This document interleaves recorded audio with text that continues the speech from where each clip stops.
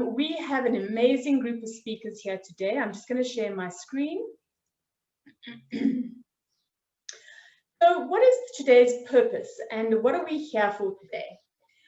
The purpose of today is to introduce all of you to G4G, to Girls for Girls, explain some of our principles and our mentoring approach, and then also describe some of our key concepts and what we actually do in each of our 6 modules. And that's, you're going to see how we actually run G4G. We're also going to encourage you to experience, share, and network amongst your G4G members. I mean, how often do you get into a room with 89 people from all around the world? Not very often. This is absolutely an incredible time and opportunity.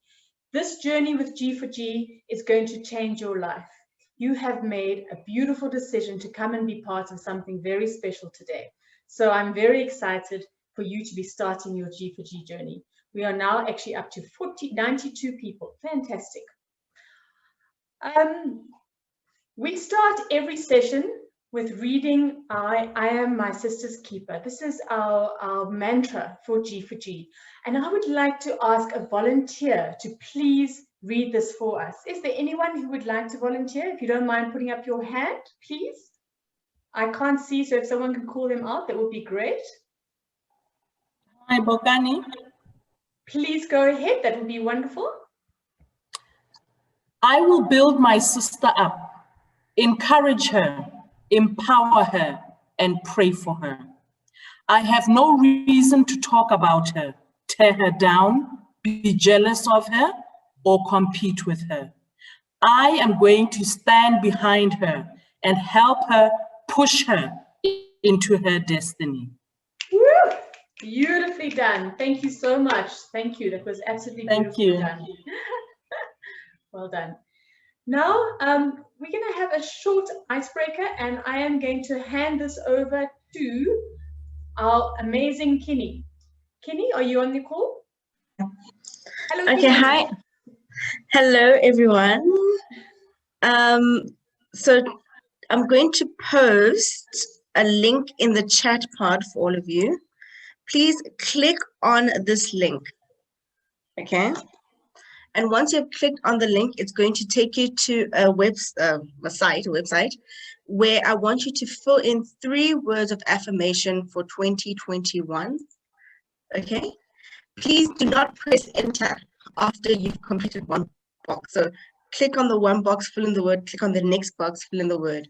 When you've completed it, click submit, and then come back to the Zoom call, and you will see all of your words popping up. So I'm going to share my screen. Just give me one moment.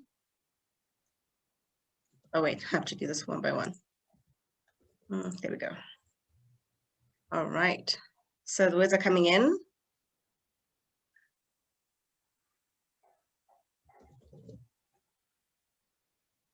Okay, so yeah, there we go. They're coming in fast and furious. So we have wisdom, which is one of our bigger words. Grace, kindness. I think kindness is important. Adaptive. Yes, we've had to adapt a lot. Love. I think love is very important this year. Especially like the biggest, huh? Yes, the biggest. It's really, and kindness, love and kindness going up. Positivity. I think we do need a lot of positivity, focusing on the good of the year, as hard as that may seem. Love is still the biggest. Ooh, love is going strong. We have courage, resilience. I think for us to be at this point, we've all had to be resilient. Confidence, that's a good one too. What do we have? Love is just getting bigger. That's all I see is love getting bigger. Courage for this year, definitely. What else do we have? Generosity. Kindness is also coming through nicely. Yes. Strength is also coming, yeah. I think that's everyone. Oh, we're still going. I see some of the ladies are sharing in the chat box as well. Humility, hope, faith. Were they not able to join the link? I'm not sure. I just see the words coming through in the chat box. Okay, it's fine. Well, I'll add them. I'll do a copy and add. Love is still our biggest. Love and courage. I think those are two And of our kindness. strongest. Kindness, yeah. Okay, perfect. All right. Thank you, everyone. Thank you for all your words. And let's have a great session. I will keep them coming as we go. I will save them all and we'll share it with everyone at the end of the session. Thank you. Thank you so much, Kinney. How amazing. Love, courageous. That is going to be our year, ladies.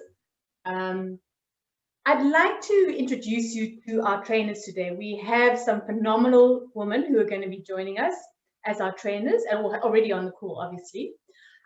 We have Asiimwe, who is one of the co-founders of G4G, and she's the CTO at Trademark East Africa, a phenomenal lady, and you will hear from her a little bit later in the program.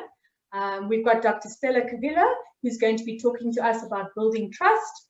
We've got Dorothy from Uganda. We've got Dorothy Masifa from Uganda as well. She's going to be talking to us about negotiation. We have Rita, who's our Girls for Girls South Africa country lead, who's going to be talking about courageous leadership. And we have Asnath Mahapa. Whoops, sorry, I don't know what happened there. We have Asnath Mahapa, our first African female commercial pilot in South Africa, who's going to be talking about ethics and values. We've got Zainab, who's going to be talking about, I think it's art of communication, Zainab, I think that's your section. And then lastly, myself. So ladies, you are really going to hear from some amazing people today. And allow me to introduce Val. Valerie is part of the G4G South Africa team. She's one of our directors and really the engine behind this training today. So let me introduce you, Val. Thank you. Thank you, Rita.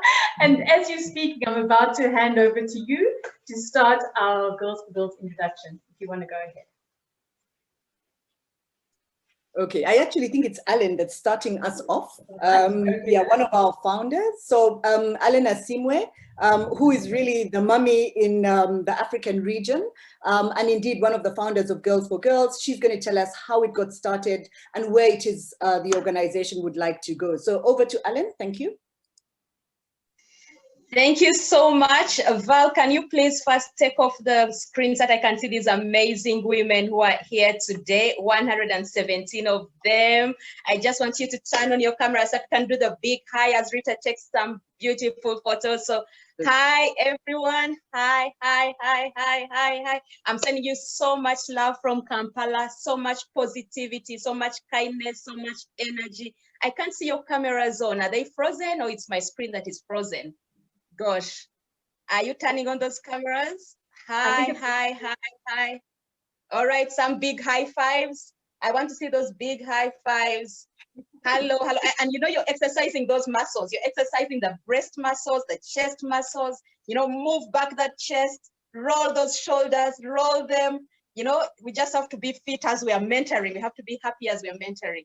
So I send you so much love from Kampala. I'm so happy to be here with you all today. What an amazing stellar cast. I mean, almost 120 women online today, some waking up at the oddest of hours to join us. I'm so happy to be here. It's been an amazing journey. I think now we're in our 3rd or 4th year. We got started in 2017. What started as a dream and impossibility, we're all just out from different countries saying we want to do something. And I know all of you are sitting there today. By the time you've come here today, you're saying, I want to do something. I want to change something. I want to be part of something. And that's how we were 3-4 years ago, wanting to be part of something to change women. And I'll ask Val to share the screen again so that you can see the amazing ladies who started this journey. But it's no longer just our story. It's the story of thousands of women around the continents, around the world that are trying to change our world through mentorship. So I was privileged enough to go to Harvard in 2016. I think it was a mid-career crisis. I want to really think it was a mid-career crisis. I was questioning so much about what was going on in my life. I had done so much work with women's work. I had marched the streets. I was doing so much work on trade around Africa, but I still felt there were so many questions I had, and I think many of you are sitting with questions. I had questions about governance in my country, Uganda. I had questions around women. Why in this day and age are women still being battered? Why are women facing a lot of violence? And I kept feeling, should I run for political office? What should I do? Should I go into service? What should I do more? I was running a successful program, over $100 million program in Uganda, building roads, building border posts, but I still felt a sense of questioning. I felt, is this really what I want to do? So at the ripe age of 42, I packed my bags, I quit my job, and I went off to Harvard to look for questions. And at Harvard, I met amazing people. And I remember in the first months, I kept thinking, I want to strive to be the best. I have to, you know, those of us from Africa, Asia, Latin America, we go to Harvard thinking you're going to try and be the best. But then you realize that, wait a minute, we are here, we are in the best school in the world. Why am I focusing so much on studies? Yet there's so much you're learning from your counterparts, from your neighbors. And so I started building and focusing more on building friendships, on building networks. And I met these amazing women you're seeing on your screen. We were all part of a program called From Harvard to the Oval Office, where we were talking about getting more women into public service, more women into office. And at that time, we were privileged to have Hillary Clinton run for office. It was an exciting time. We campaigned for Hillary. We knew she was going to win without a doubt. I mean, who would not win Trump? Who would not win against Trump? Shock of all shocks, after campaigning and going door to door, what they call canvassing for votes, you go door to door. Shock of all shocks, Hillary lost. Hillary lost because of her emails. It was the biggest shock for all of us. We cried. I had a friend, there's a picture that is immortalized in our minds. She stood there crying. She's from Nigeria. She wants to be the first female president in Nigeria. And I just remember her standing and crying and crying and crying and was so angry. But we said, we are not going to let this stop us. We are going to try and see what we can do. And so together with my friends, who are 8 of us, we decided to start Girls for Girls. We just said we have nothing, but if there's something we've learned from Harvard, it's the power of telling our stories. It's the power of standing in the gap. It's the power of saying, I can make a difference. However small, I can make a difference. And so we decided to start Girls for Girls, which is really about mentoring young women by telling our stories, by sharing who we are. We all have a story. Each of you here on the screen today, each of you in this call today, you have a story. You're not nobody. You're not Beyonce, yes. You're not Malala. You're not Michelle, but you're someone. You have a story, and that story needs to be told. That story needs to impact someone's life. That story can change the direction of someone's life. And so we started Girls for Girls. And on this day where you see us in those great t-shirts that we printed overnight with our dean, school dean, she was the dean of students, the amazing support she gave us. We were scared. You look into our eyes. We were excited, we were exhilarated, but we were all scared. We didn't know what we were going into, but we were saying, we're going to start this movement called Girls for Girls. We're going to go back to our countries and we're going to share our stories and we're going to tell our journeys of how we got here. Of course, I quickly ditched my plans for running for office for the moment. So I didn't run for president, I didn't run for parliament, but I know that I am serving by creating this army of young women around the world that are ready to make a difference, that are ready to serve. And what did we want? And I'll ask Val to move to the next slide so Rita can take over the rest. All we wanted at that time, we didn't even have numbers. We didn't have bold figures. We just knew we wanted to mentor girls. And we said, we struggled so much over the kind of girls we wanted to mentor. Is it going to be young girls in primary school, girls in age 15, girls aged 30? Who are we mentoring? Or we said young girls aged 15 to 25. We really argued about it. Who is a youth? Who is a young girl? But I kept insisting, in Africa, even at 35, even at 40, women are still struggling to find themselves. And so for me, when I came back to Africa, I started Girls for Girls, covering not just 15 to 25, but also young women 25 to 40 years. Because I remember in my 30s, I really went through a terrible experience when I had to separate from my relationship. And it was tough, juggling 2 kids, under 3, and also a career. And so I started Girls for Girls in Africa, in Uganda, starting with women, girls who are 15 to 25 and 25 to 35, or even 40. We even have mentees who are 40 to 50. You can imagine, they say, I still want to be mentored. And our main vision is to create a pipeline of leaders. We want to reach 1 million girls, and we hope to do it through mentors, 10,000 mentors. That's why it's so important that you're here today. And we believe that through our voices, through our stories, and through the curated material that the Harvard professors agreed to give us, we will enable girls to gain the confidence to take action to change their lives and impact their communities.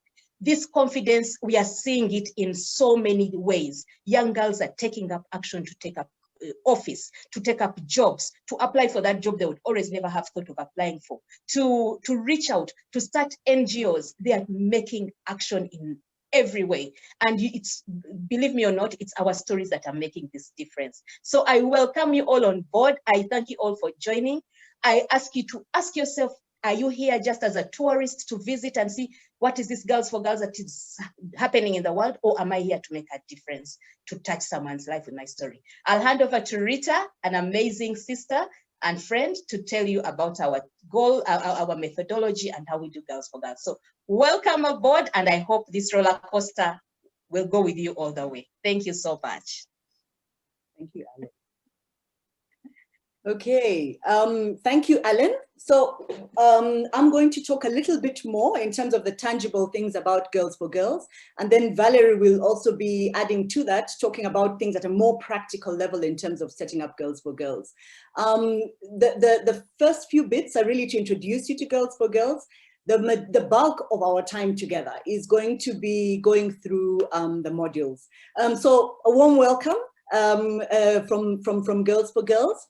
I'll take it up where Alan left off. So she talked about, you know, their inspiration and what it is that drove them.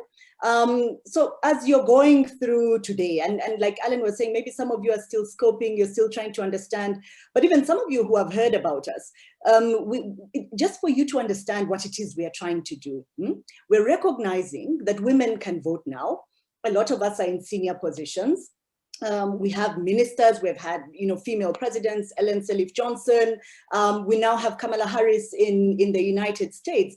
But what we are recognizing is that we're still severely underrepresented. That's why we actually know these people in the countries. Whereas the women are breaking ground, we're still not yet doing it in enough numbers. Yeah. So we're slowly getting there. So the opportunity that Girls for Girls is meant to provide is to not just slowly close that gap, it's to rapidly close the gap. I think what Girls for Girls recognizes is that we are no longer waiting for time to take its course and for other people to help us. What we are saying is we're stepping up. We are going to close that gap and close it rapidly. So we're saying we want to accelerate the progress that we have seen by mobilizing female leaders.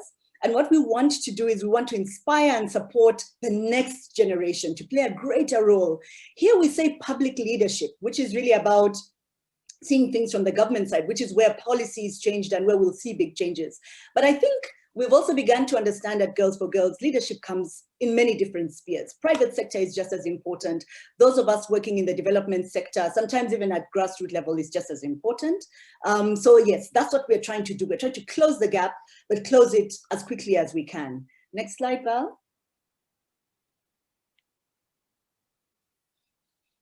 Okay, so the theory of change, very development approach. What we are saying is we would like to cultivate amongst young women the capacity to lead. But to do that, we need to give them a nurturing and supporting environment. I think for those of you who are sitting here and you've ever been given a leadership position, you've probably struggled if someone didn't say, you know, who is here, Cindy or Jennifer or, you know, Abigail, let me lend you a hand. It's a new position to you. You know, how can I ease you into the role? And that's what Girls for Girls is trying to do. We're trying to put the girls together and say to them, this is what leadership is. And this is how you can be an effective leader. So we're going to teach you skills in communication, skills in negotiation, but we're also going to build a village around you so that you don't have to walk the journey alone. Okay, next slide, Val.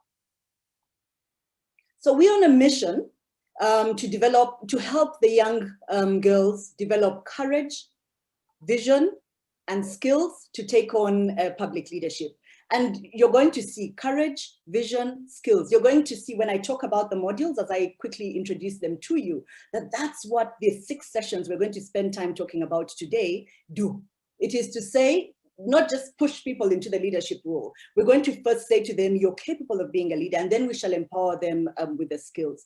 And we do this by bringing together insights from key leaders, and a global network of mentors. I mean, look at the room today. We have everyone from Islamabad to Khansi and then Khawaroni. You know, we have people, I think there's someone from Dubai as well, Australia.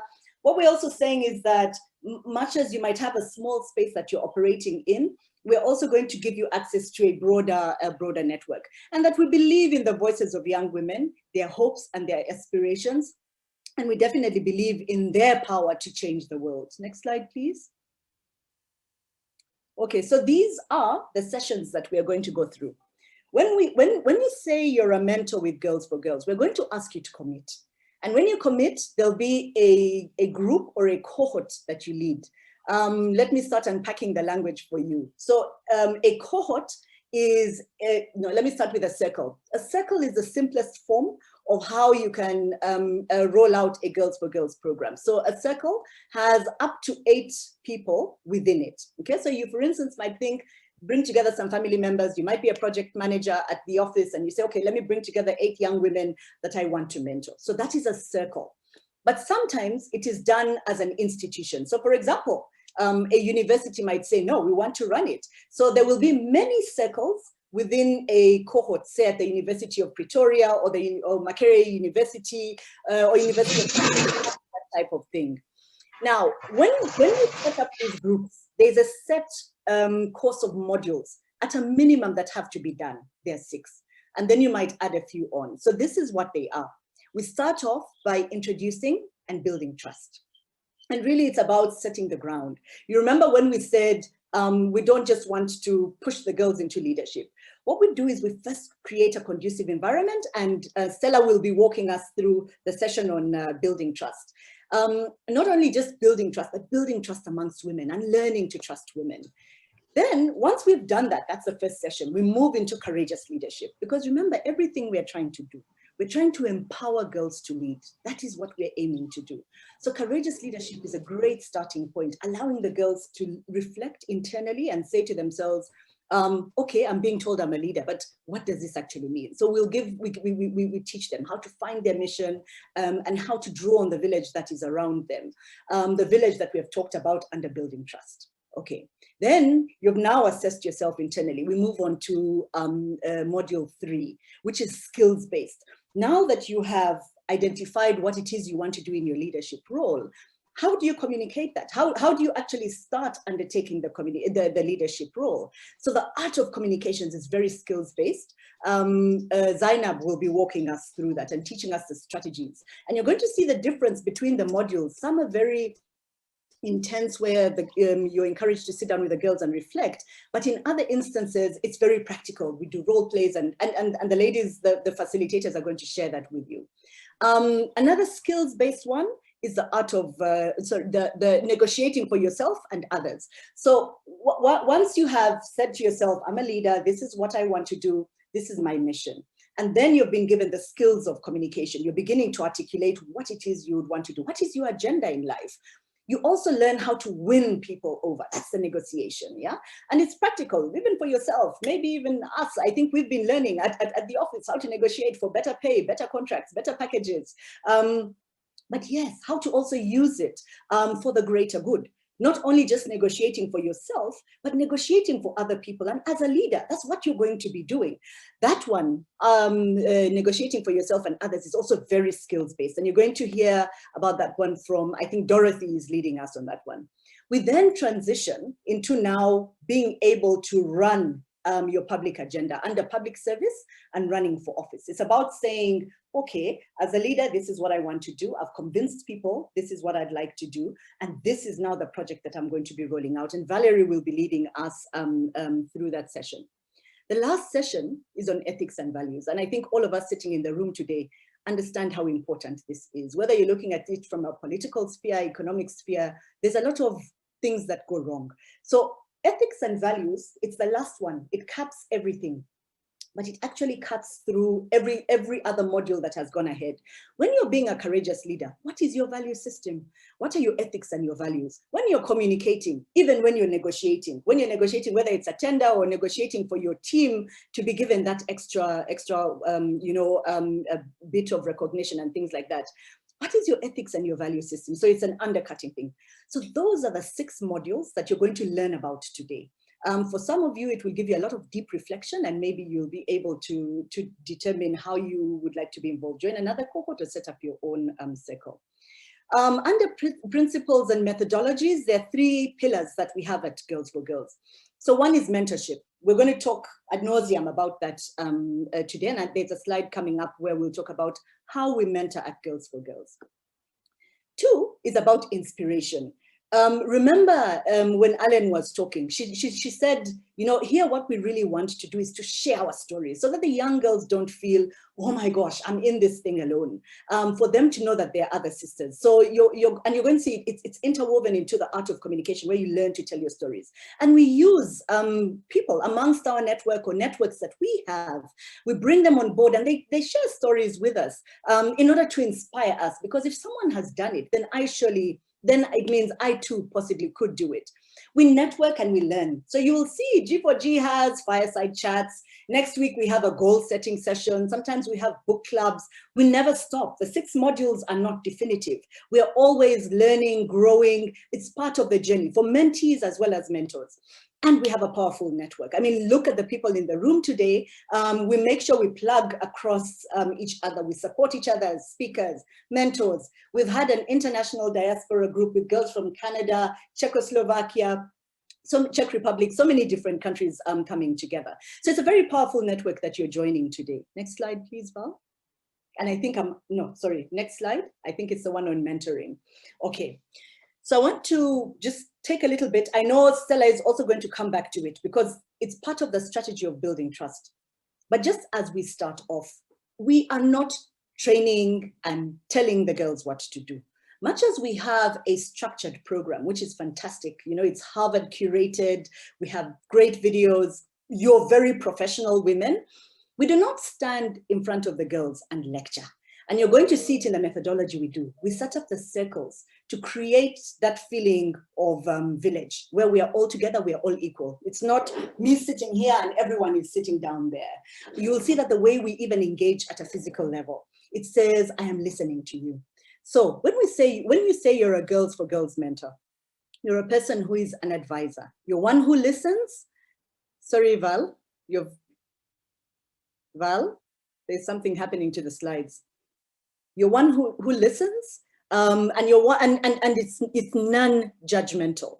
You're not a parent, you're not a mother, you cannot replace those very important relationships. But what you can do is you can give a listening ear so that you're able to say, this is my experience. All you do is you give options, you share your experiences, you provide that inspiration, and you say, this is what I went through when I was struggling between studying arts or studying sciences in high school. This is what I had to go, I went through. So do not preach, do not lecture. What we're trying to do, remember, the most effective way to teach someone is by allowing them the power to decide which options they want to take. And that's what we do as mentors. We give options by saying, listen to this story. Sometimes we say, go and read this book.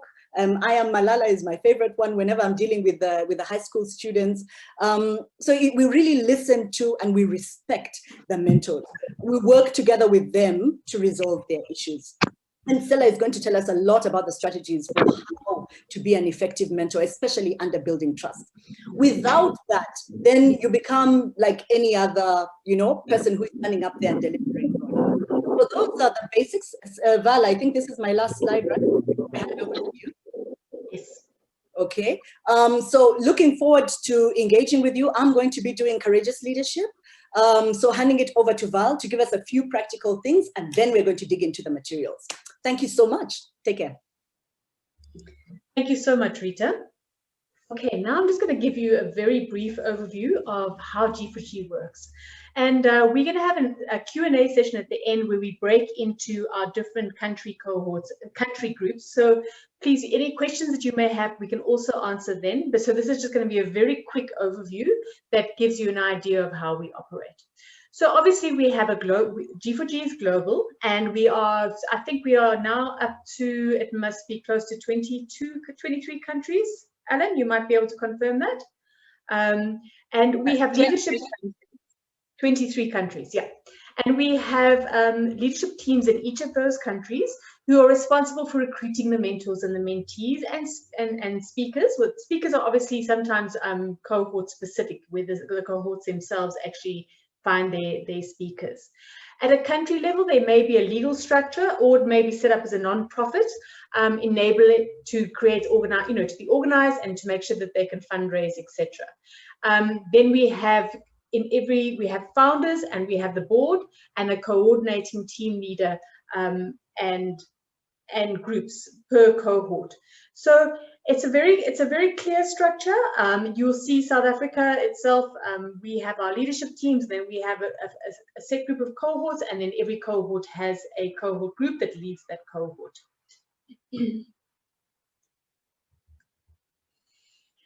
We basically have WhatsApp groups that's across the world and across the Africa, and we have official G4G email addresses.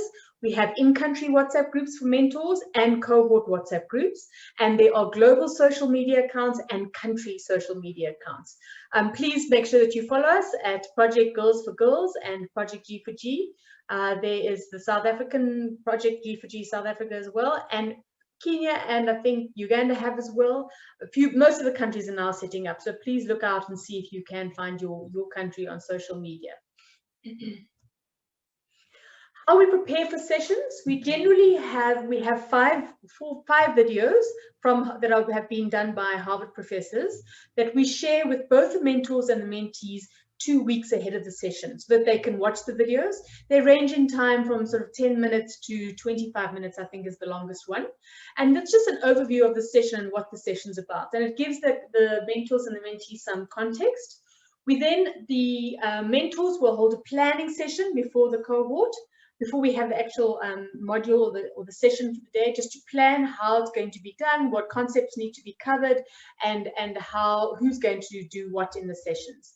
And then, of course, identify inspirational speakers per session who have to then who have to join. Generally, there's an inspirational session an inspirational speaker for every session except for art of communication, which tends to be very skills based, and there you get the girls to do a lot of the work in the session, so a speaker is not necessarily needed, but that's also optional. And then sessions can be held individually or held back to back. So what I mean is you'll have both sessions in one day, or you can only have one session a day. We try not to run sessions 3 and 4 on the same day because they are so skills based. So you need a little bit of time to give the girls a chance to go and practice the skills. The sessions typically last 3 to 4 hours. There's a plenary session where you can reflect and check in. You have an inspirational speaker, you have role plays, panel discussions, and then you go into your circles, and then you come back and you debrief and have give the girls homework, etc. And then after every session, we make sure that we do feedback forms, and we get feedback from everybody, both mentors and the mentees, to ensure that we keep changing and adapting, fixing things that might need to be fixed. And then we always do mini baseline surveys before we start any cohort, so that we can see where the mentees are at, what their hopes and dreams are, what they care about, and that gives them a chance to we can then measure how they're progressing along the way. This is obviously confidential information. We undertake routine data collection from session 2 to 6, as I mentioned, feedback forms, and then we also do evaluation after 6 months, after the end of each cohort sessions. And we want to see how it's changed the girls' lives. What are they doing differently? How are they being empowered? And at the end of the 6th session, we actually issue certificates for both the mentors and the mentees if girls and mentors have attended a minimum of 4 sessions. You do not graduate unless you attend 4 sessions. And that's basically it. Criteria for mentors: you need to be passionate about girls and women, and you need to make sure that you sign a non-disclosure agreement, which I think each of you would have done or are about to do once you've signed up. And I think the other really, really important thing is, as Alan mentioned, we're not looking for tourist mentors. We're looking for mentors who are going to actually be committed to the program and be present and be there to build trust with the girls. Thank you. I'm now going to hand over to Stella to take us through session 1. Please go ahead, Stella. Thank you so much, Val. Flowers, flowers to Val and all the speakers who have come before Val. So this is where the rubber meets the road. The first session is building trust. And yes, building trust is not really a soft skill, but I'm going to tell you exactly why building trust is a foundation of what Girls for Girls is all about. So Alan started us off talking about the power of telling stories. And that's the foundation on which Girls for Girls has been been founded on. But let me ask you, how easy is it to actually tell your story to a stranger? You know, if you're like me, I've gone through so many things in my life, and some things are kind of like skeletons in the closet. And so now Girls for Girls says, the first thing that you're going to do, come and share your stories, your dreams, your fears, your goals. And you're thinking, oh my goodness, ay, ay, ay, ay, ay. And so at this particular point, I'd like to ask you, have you been, just say, just type in the chat room 1 if you've ever been hurt by another woman, 0 if you've never been hurt. Let's see in the chat room. Let's see in the chat room. Oh my goodness, the ones have it, no zeros. You've ever been hurt by another woman? Okay, there's no zero, nothing. Wow, goodness. Oh my goodness. 0, thank God, there's a 0 for Margaret. Okay? When you're thinking about women, there's something called the pull her down syndrome. Many women have something called the PhD syndrome. And many women don't trust other women. And you've seen women saying, oh, I'd rather actually tell my things to a man instead of another woman. Girls for Girls comes to say that we want to change that narrative because we believe that we can create villages of support for one another. So this module basically comes in to demystify what we've known in our own lives. I've also put a 1. Why? Because I think in my life, you've trusted people, and especially women, and they have actually broken that trust. You see, trust is a currency that you earn, and once you break it, that's it. And it's a currency that on which relationships are actually built. So the objective of this session is to, 1, create circles, and Rita alluded to that. And circles are a group of 5 to 7 ladies coming together with their mentors to be able to really share openly about their goals, their aspirations, and some barriers that they are facing in life. So if you're going to remember nothing else from this session, a circle is basically a safe space. And what you're telling a mentee is that I am your safe space. And in that circle, as a mentor, you need to create the environment for vulnerability, such that fellow women don't feel threatened by sharing their story. Brené Brown says that vulnerability is not a weakness, it's our greatest measure of courage. So at the end of the day, we want to tell women that it's okay to be vulnerable, it's okay to share their stories, and it's okay to peel the layers. So how do you then create a safe space as a mentor? You see, you have to understand that first of all, people have come with very many fences.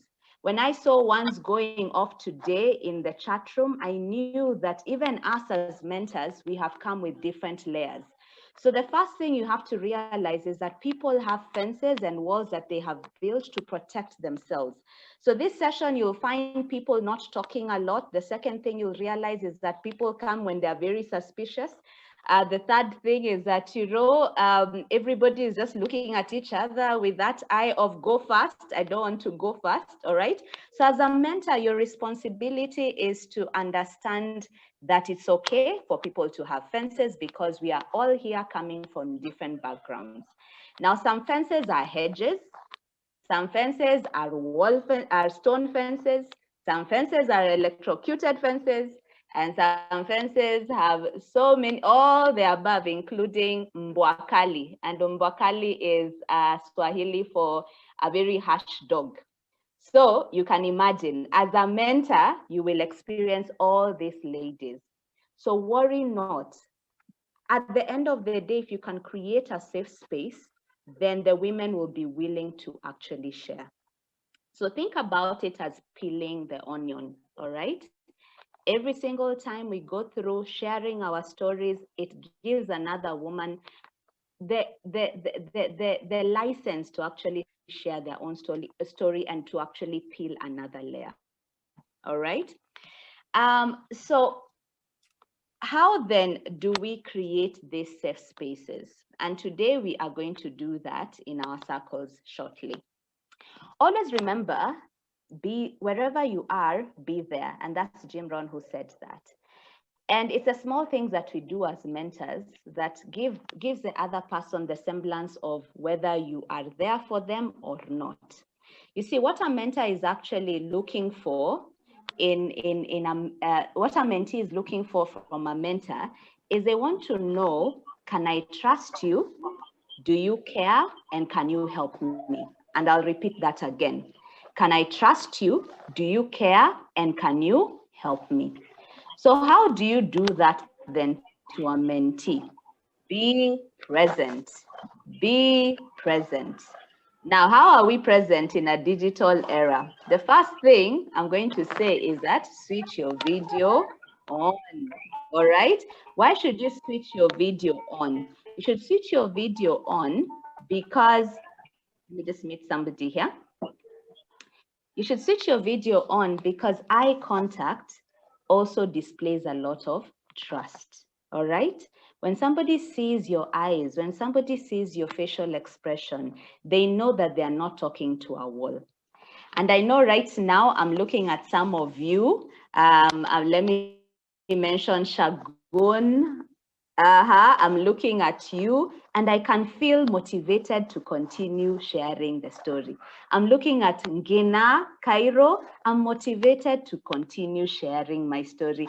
I'm looking at Shayna, Dikok, and I'm motivated to share my story. So imagine if all the screens were off. I would actually stutter and I would just pause and not share anything at all, nothing personal. So that's why we say in the digital era as we are mentoring, the first thing that you need to do is to actually switch on your video. And as you switch on your video, avoid any distractions. I know we are at home. Right now, some people are cooking. I do not know who's cooking, but I'm not going to mention you.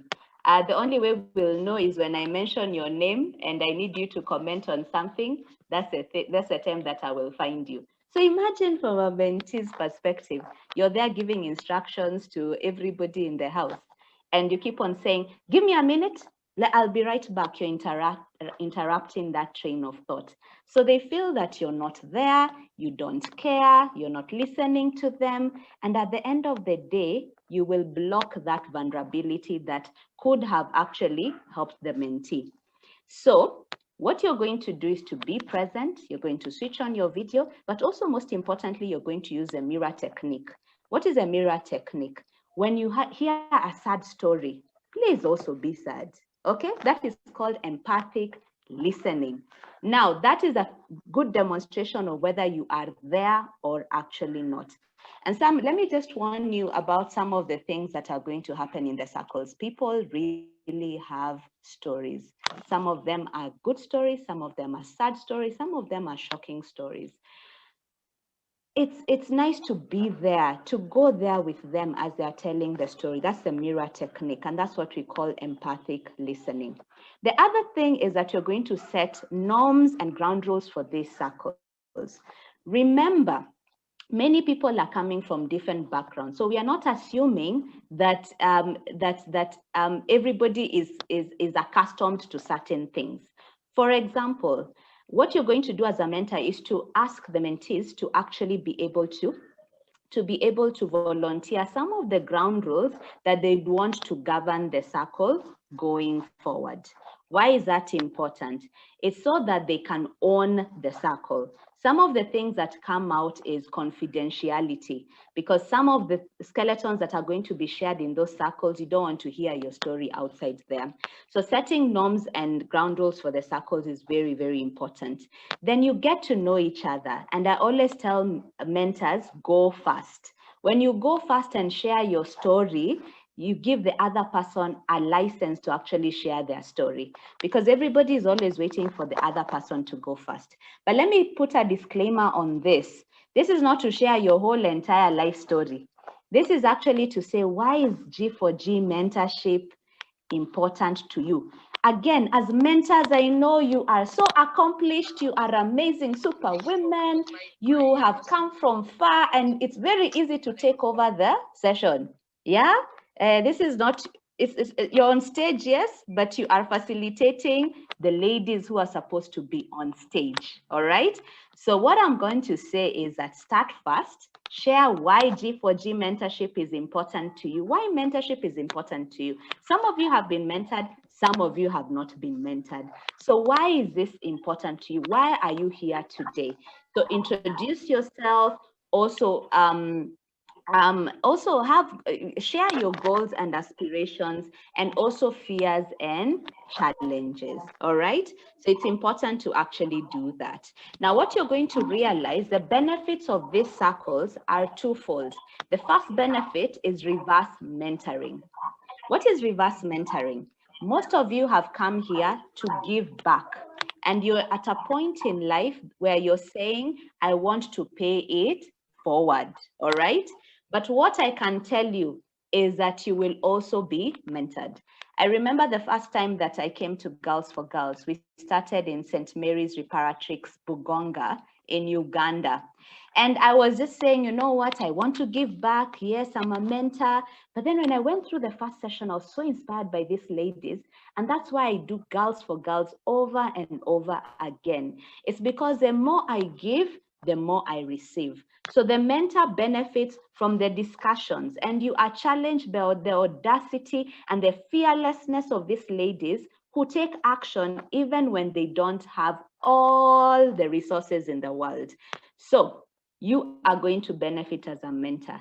The second benefit is peer mentoring. Some of you are here and you're wondering, oh my goodness, this is such a big task for me. I don't think even I'm ready for it.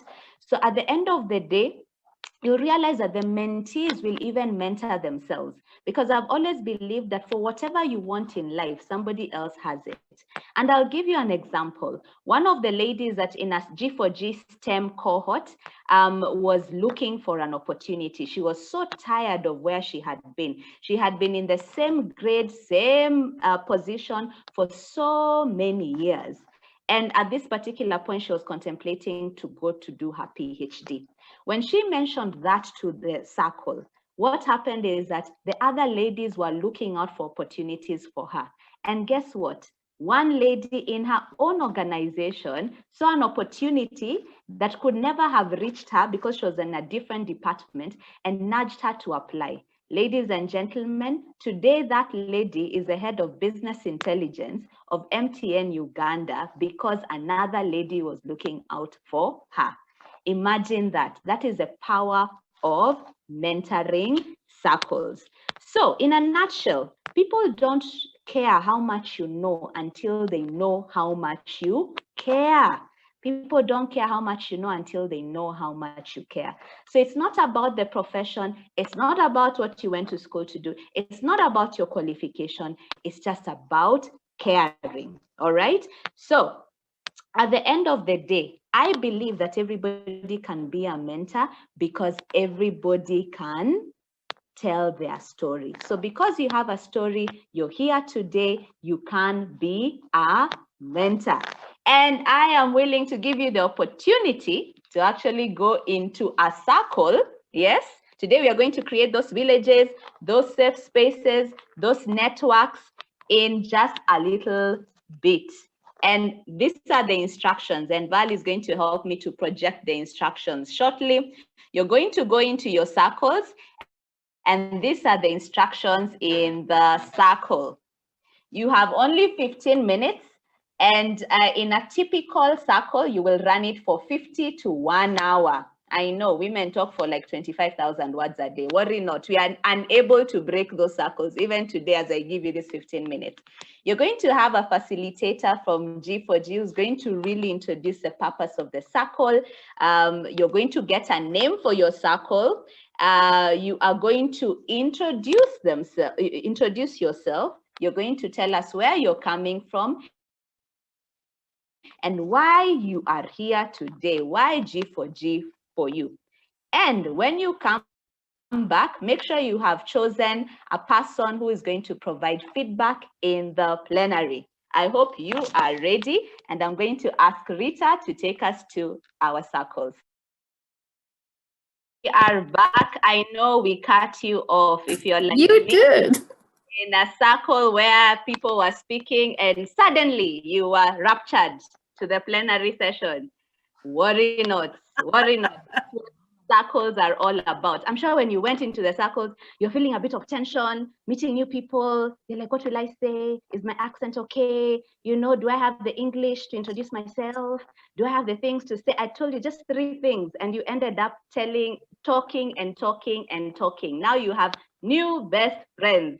That's exactly what Girls for Girls does.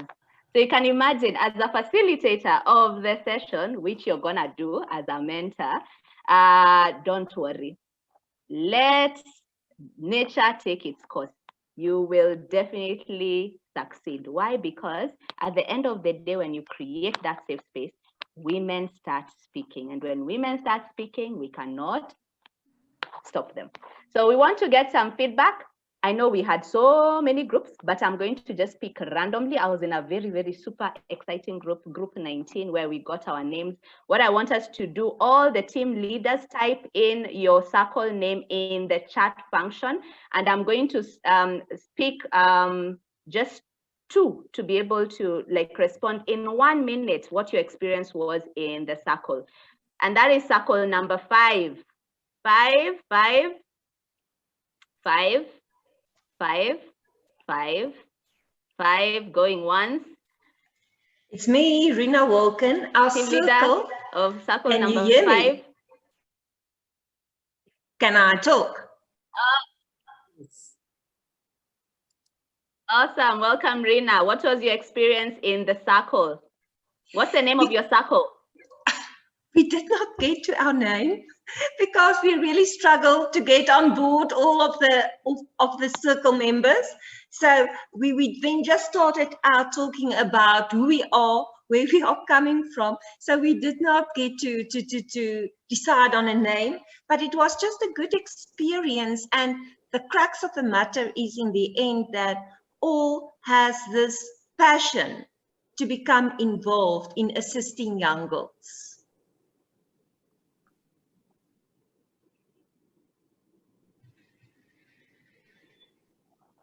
Amazing, Rina. We used to buy, and you were so engrossed in that sisterhood. Awesome. Flowers, flowers, flowers to circle number 5. Awesome, awesome. Oh, I'm seeing amazing names. Ubuntu, room 17. Room 17 didn't have a name. Okay. Fire. Hey, gosh, what is this? Number 10.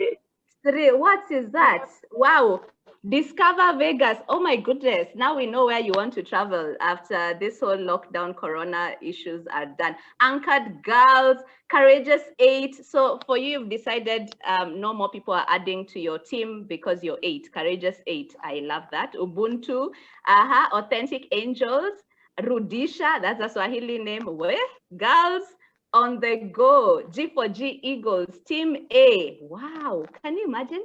These things are super, super exciting. Circle number, let me say, Vegas. I'm very interested to know your experience. What were you discussing in the circles? I have a feeling that you did not, you were talking just about Vegas. Circle number 8, please, team leader, tell us what happened. What was the experience?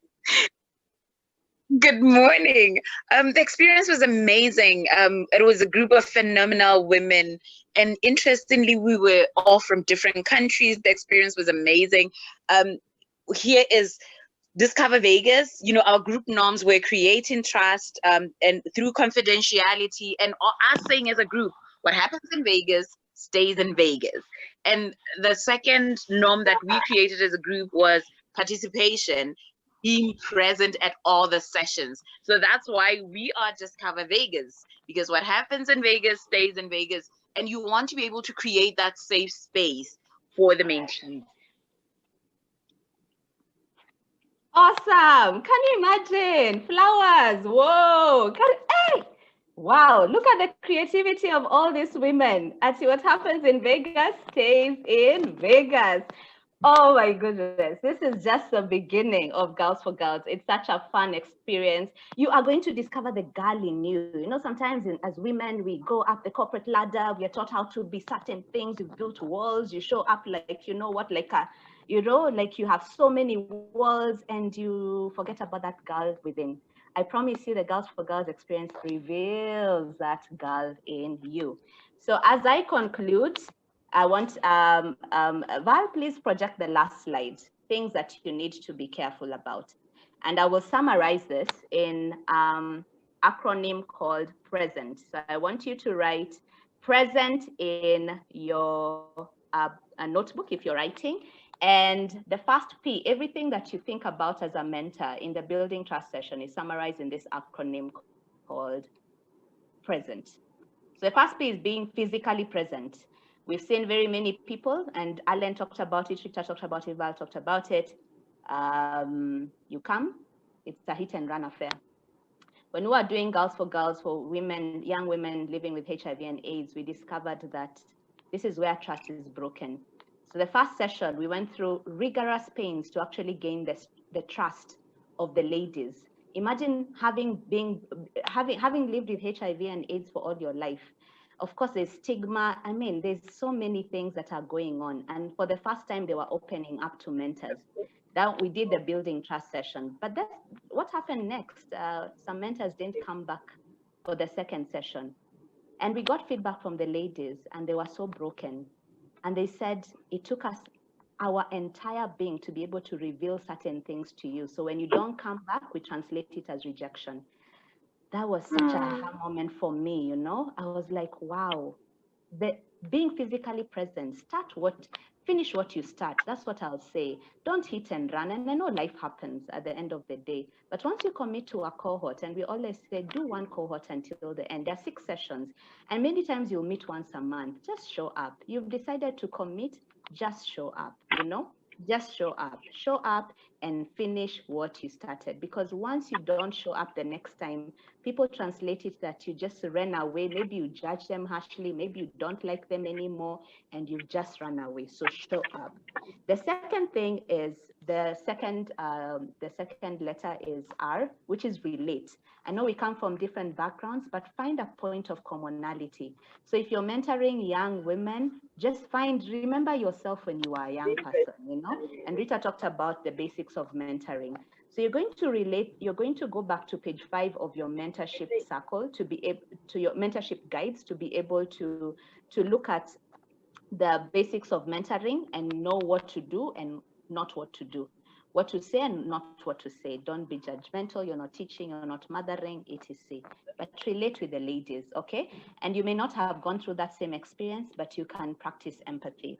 The other thing is energy. I've often found people who just it's like they were forced to come to the circle. Now today you're here, nobody forced you to come to training, isn't it? In the same way, when you get into a circle, be present, be there, show up, bring energy to the room. S stands for social. Be social, make new friends. That is a pillar of networking. Empathize, we've already talked about it. Be noble, that is confidentiality. Don't share people's secrets. Don't go and now tell your friends, oh my goodness, imagine I met people who I don't know what. Imagine that girl, I don't even know how young people are anymore. Oh my goodness, you know, be noble, okay? And be tolerant and tenacious. This is a test, this is a process that can test you as a person. As I said, at the end of the day, it's not going to be maybe smooth. Some things may not go according to what you expect them to go but be tolerant and be tenacious. Ladies and gentlemen, that is being present. I'm going to type it in the chat room. Maya Angelou says that people will forget what you say, people will forget what you do, but they will never forget how you made them feel. So in the building trust session, make people feel special. God bless you so much. Over to you. Thank you so much, Stella. Thank you so much for that very powerful session. Ladies, that be present, we cannot emphasize enough. I am now going to hand over to Rita to cover one of the most important modules. We say that about every module, but this is now leading into the really, really important messages. And Rita will take us away on courageous leadership.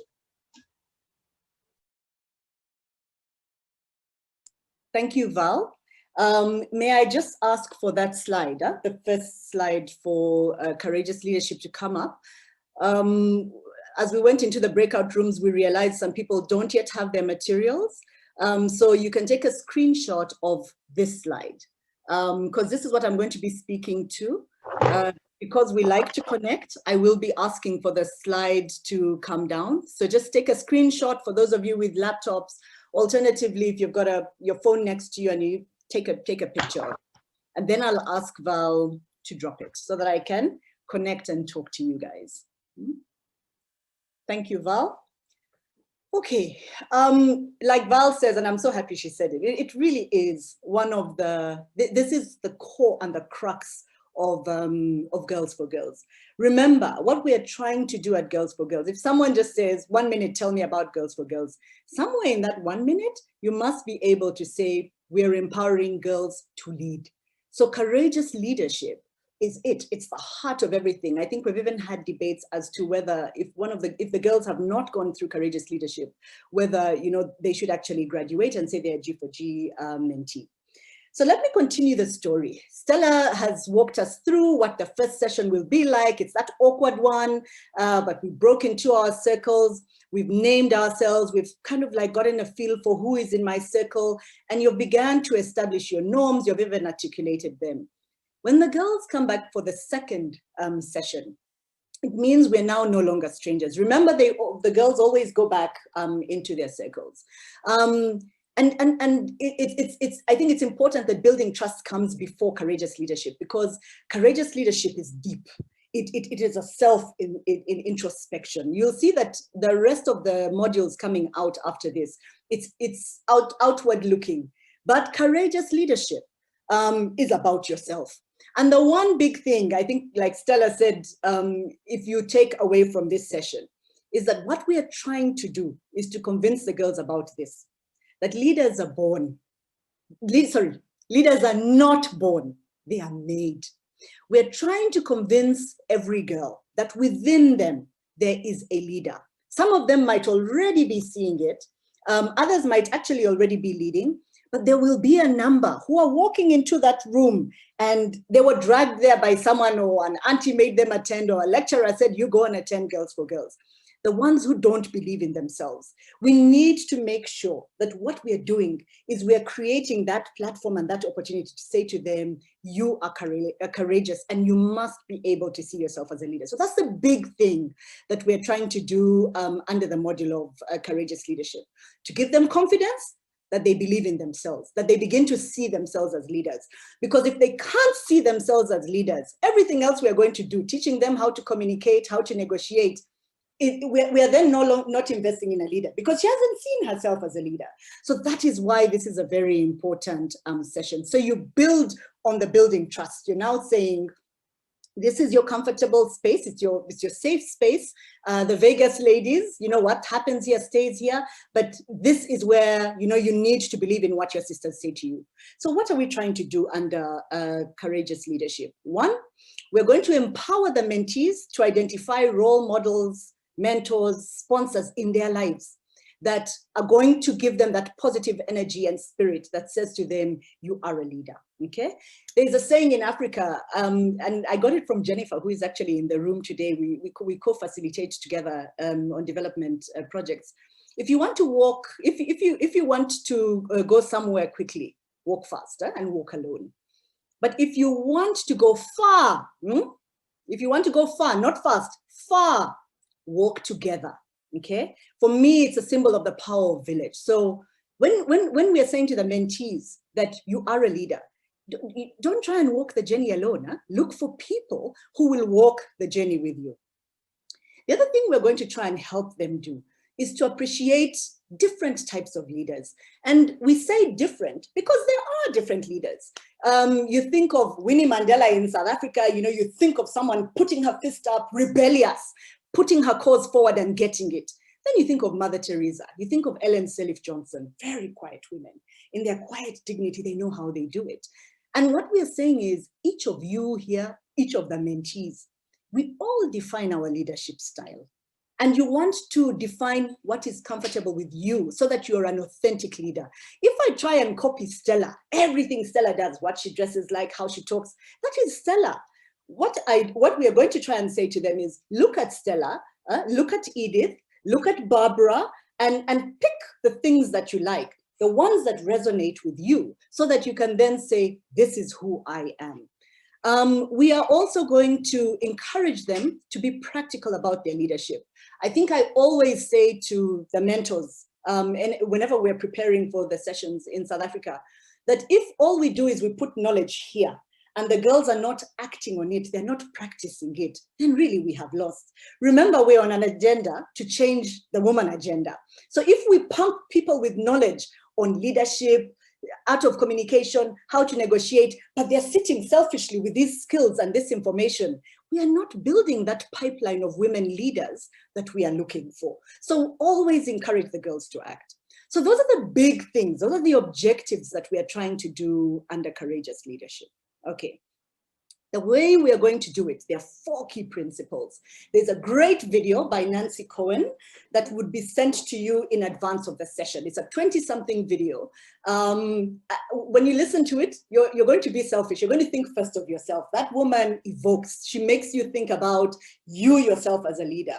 But of course, she talks about those principles for us to share them with the girls. I love G4G for that, because I think it grows us as it's growing the girls.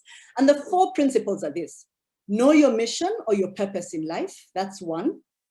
2, invest in information gathering years. I'm going to unpack this, all of them for you.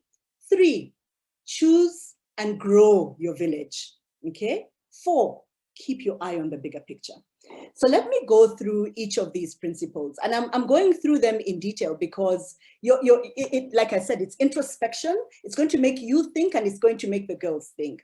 And it's going to make you think, which you have to do, because remember, you're going to want to inspire them with your own story. And inspiring them with your leadership journey does not mean telling them the great, glamorous, good things that happen. It's also sharing the fears and concerns that you have. I have the evaluation report that we did after the University of Johannesburg. And for me, one of the findings of that evaluation that made me stop and realize Girls for Girls is truly powerful is that 77% of the girls had their fears and concerns completely addressed by the time they were done with Girls for Girls. The number 1 preference for how they attacked their fears was listening to the mentors. You are powerful. You are powerful. You're going to sit with these ladies, and it is your stories that are going to make the difference, not the books.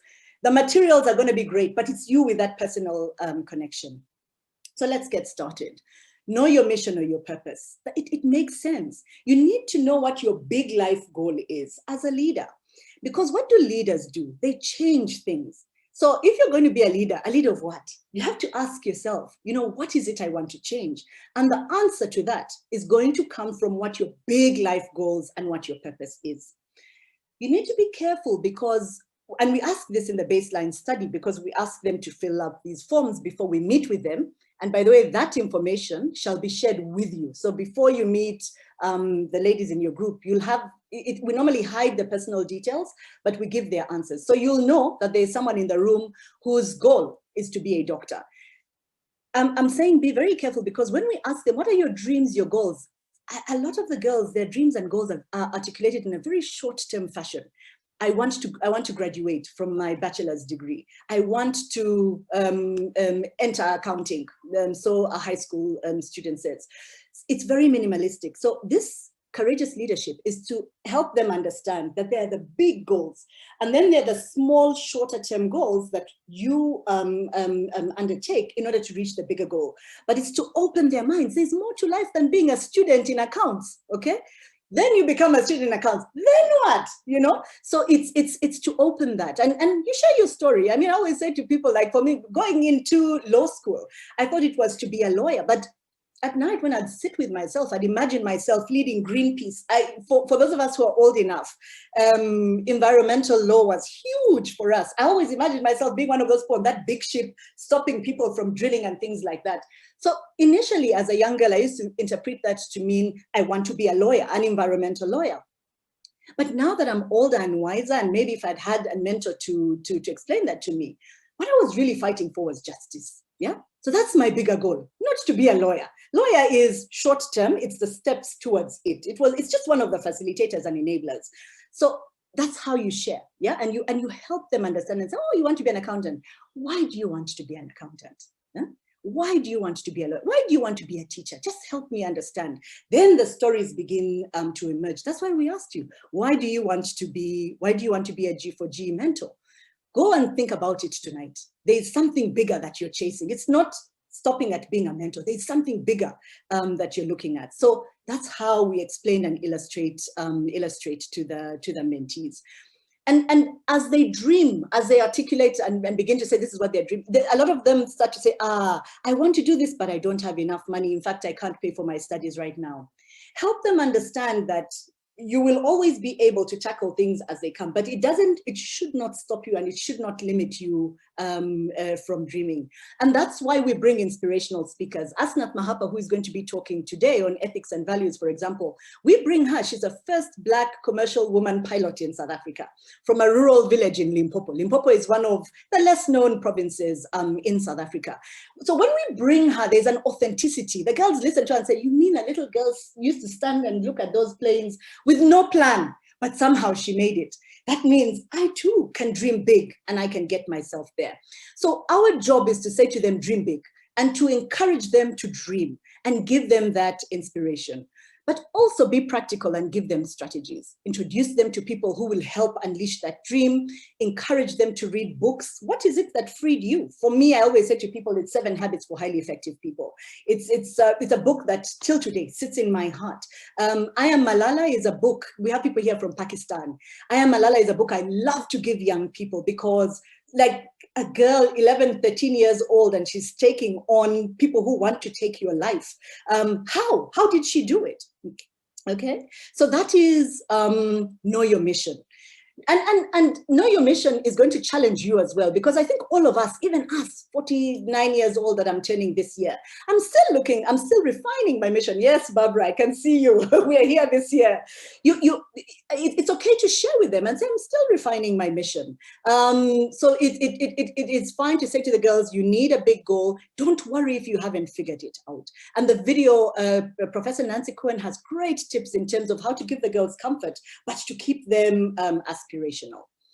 So principle number 2 is about investing in information gathering years. What does that mean? It means that, for instance, as a leader, as you're trying to figure out what type of leader do I want to be, or how am I going to get there to be a leader, you need to invest time collecting information.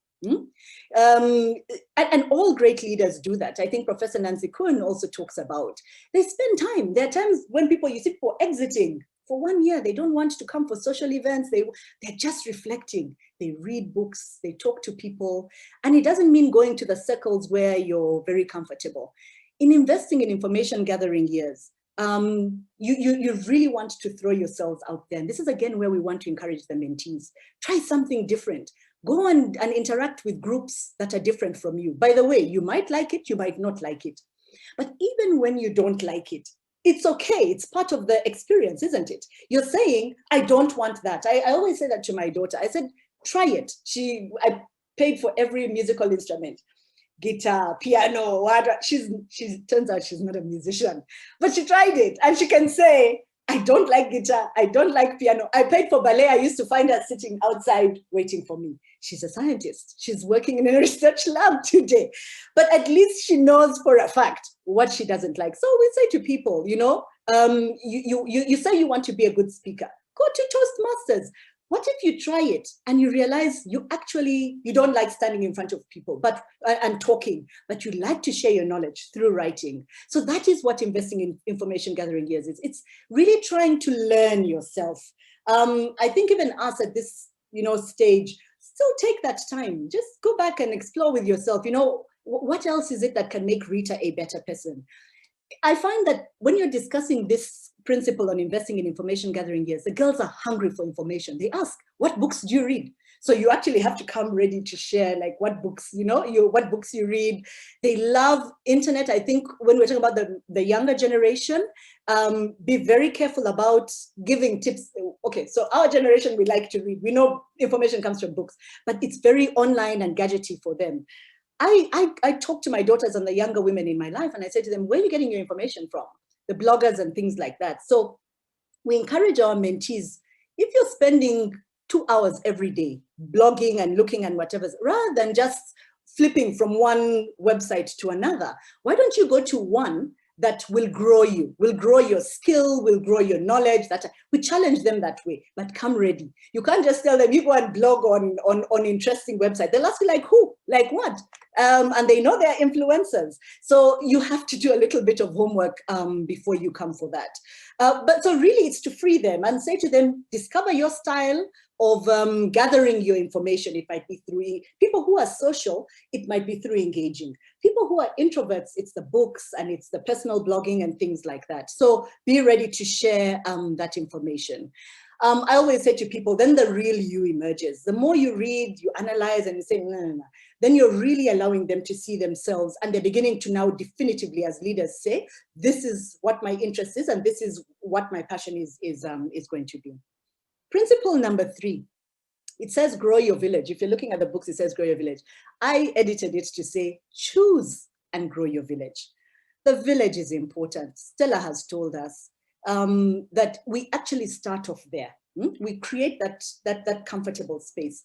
As women, we are not going to change anything if we want to do it alone. We're going to waste and blow energy for nothing. If we're together, we are stronger. Yeah, it's way more efficient.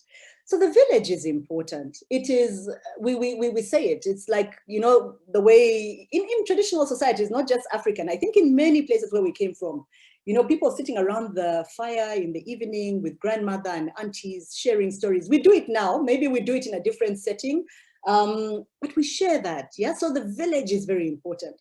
But who is village? And I say this all the time. Be conscious about who your village is. We always ask the girls, who is in your village? So I'm going to pause here actually, and I'm going to ask you in the chat box, let me know who is in your village. But more important, I don't want you to just put mother. Why is she or he in your village? Remember that people in your village are not strictly women. So let me, while I take a bit of a breath and a sip of water, in the chat box, who are the influential people in your village and why? What is it that they give you?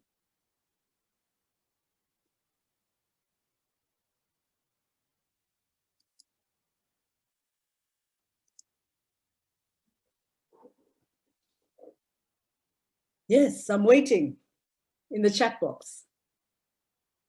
Yes, there's a friend who challenges her to be her best. Very good. She knows why that Monica is in her village.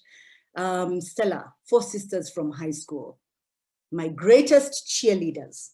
So Stella knows it's her 4 sisters, but she knows why. They're her cheerleaders. Lichani, my mom and sister, they're authentic. Huh? They want me to succeed in everything I do. My twin sister, I love that. Yes, my hubby, who is my mirror? Who is that one? Because that is me too. My husband is like one of my greatest cheerleaders, Ngina, yeah. My 2 daughters, I agree.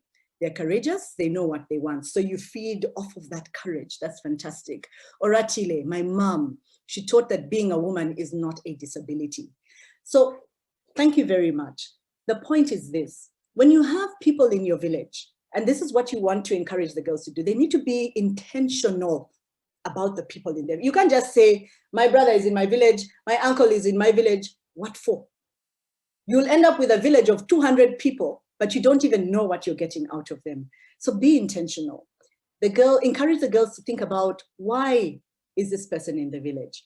But I also encourage people to also ask, what do I give back to these people in my village?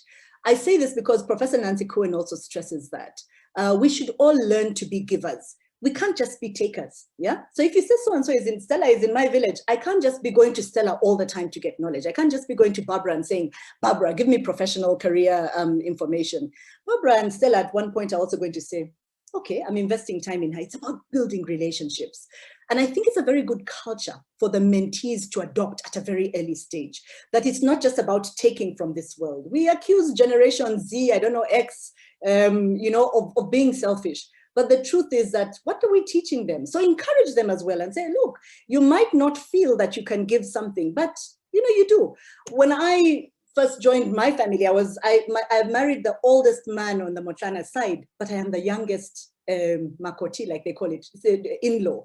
And I used to, every time there would be family events, I would always, you know, hold myself back. But I've learned that over time, yes, I might be the youngest and least experienced, but I also have something to contribute, and it builds confidence. So encourage the mentees. Yes, they might feel that, oh, you know, sorry, I keep picking on Barbara because she's one of my really good friends from high school. She's a professor, but even, you know, even one of Barbara's students might be saying, oh, but I can give her something. And you want to encourage your students to also give you feedback. Stella talked about it. We get schooled all the time by our mentees.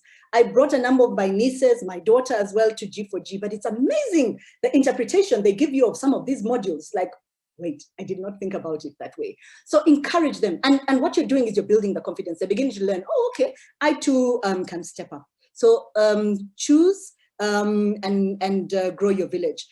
Professor Nancy Cohen talks about keep your allies close and your enemies closer. What does she mean? When someone is running against you, know what it is they're using against you. Now, this works a lot in the workplace, especially for the young professionals you might be working with. When you keep feeling there are people who don't champion you, every idea you have is being shot down, examine what it is they say about you. There's probably an area for growth. Yeah, if they always say, Rita, the way, you know, they always are against every idea Rita presents. Find out why. You know, I got that feedback one time. It's because I was very aggressive in terms of the way I was putting forth my ideas. So I've learned to tone down. I've learned to, you know, win people over, no matter how passionate and on fire I am about an idea. And those were people I thought were my enemies, because every time I had an idea, it's like, shut me down. I learned something from them, okay? So know what it is, those people who appear to be your enemies. What is it they're using against you? Because as an individual, you will grow. But I'm not saying accept them into your village. If there are people who are toxic and you're going to find these issues with the mentees, you're in an unhealthy relationship, whether it's boyfriends, whether it's even in the workplace. If you're in a toxic relationship whereby you are being abused, you're the one who is, you know, the person where you dump all the hard work thing on. It doesn't mean that you take it. Also be able to recognize it and say, I am walking away, okay? So that is choose and grow your village. Choose, be intentional about your village. The fourth principle, the last key principle that Professor Cohen talks about is keep your eye on the bigger picture. And this is a strategy for coping, which all of us need. I think even more so as we go through the COVID pandemic. It's great to say, this is my mission, this is my big goal, here is my village, this is what I'm on the path to do. But there come those times when you're just like, no, it's enough. One of the roles in my life is I'm a student, I'm doing a second master's. And I tell you, last year, I said to my husband, what's the point? Because we don't know where we are going. We don't know how many of us are going to die. In South Africa, the rates are ridiculous. And I'm busy studying, but if I'm not allowed to travel, I'm a public health expert. If I'm not allowed to travel and my passion is supporting other people, then why am I doing it? There had to be something that then pulled me through. These moments of doubt come all the time, whether it's in work, whether it's in our personal relationships, even as on G4G. I think last year, a lot of people were challenged. We were like, wait a moment, we're busy plowing. And I remember someone said to me, I'm never going to see these girls. I really just want to be in a room with them. You know, what is it that pulls you forward? So flag that for the mentees and give them coping strategies. A lot of it, the coping strategies are going to come from your village. Those cheerleaders, you remember when people were saying, my 4 sisters that cheer me on, my daughters that give me courage all the time. Learn. That's for me the #1 coping strategy. I would say, go back to your village. If you listen to all the great women, you think of Michelle Obama, she'll tell you, my mother was in State House with me. Ruth Bader Ginsburg, who we celebrated late last year after she passed away, she says her mother and her daughter, you know, so in those moments of doubt, who is it that you go back to? So village is very important, but also self-motivation. So writing in the journals, we've got a beautiful journal. Sorry, I couldn't miss this plug-in that the ladies from Uganda have designed for us with some great inspirational stories. Keep your stories, all these experiences that you have, all these reflections from investing in your information gathering years, go back, write it down, so that at the moment when you're feeling very low, you know where to go and find it, or listen to stories and things like that. So yeah, so those are the 4 big principles that we go through for courageous leadership. Life is a journey, it never stops. The trick is to just put one foot, keep moving every day. And the moment you're feeling down, nowhere to go and get that, from. I've talked a lot about the principles. In terms of approach, I think Valerie had talked about it. There are a couple of caveats that we warn you about. I think the last, which is the last slide, but I'll talk you through them. What we're looking for, remember, is to see the girls beginning to emerge as courageous leaders. So we begin to challenge them now to think about where could you be a leader. I'll tell you how powerful it is. When we went through this, right after this session, we had one girl at the University of Johannesburg who noticed that there was a big drop-off rate in terms of the student participation. And when she inquired why, she discovered it's because people had partial scholarships. So they had their tuition paid, they didn't have food, they didn't have sanitary products. She came back to us and she said, you told me to be a courageous leader, I must have a mission. I want to help people. So are you guys going to give me food packs? And believe it or not, she actually found the support within G4G. When we did the evaluation I was talking about, 75% of the girls started acting as leaders or became leaders immediately after the G4G program. So started acting as leaders whilst they were undertaking G4G. It shows you that if you run this session powerfully, you unleash them immediately. You are not even waiting for the end of the modules. So in our session, we start to ask them about what it is they would like to, what areas they would like to intervene as leaders. And so that's the time when you begin to hear their voices. At session 2 is when we ask them to come back and share their experiences. And that's when the girl who walked into the room looking down is suddenly at the front, talking. Those are the successes that you're looking for. Be careful that it won't always happen in the beginning. Sometimes it happens much later on. But if you're a mentor, managing 6 girls in a circle, please, the one thing I would beg you is that for you to know you've been successful in this module, is that make sure that by the last session, at least each of those 6 girls have started to show themselves as leaders, but they will manifest differently because remember, each of us have different leadership styles. So I'm going to stop there. Thank you so much for being attentive, and we will answer any questions in the chat. Thank you.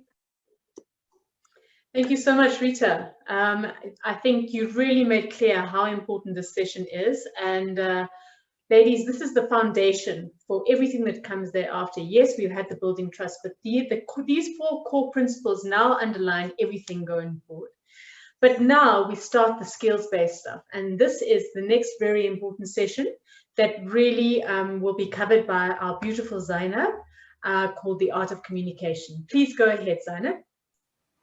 Thank you so much, Val, and thank you so much, Rita, for leaving us also inspired.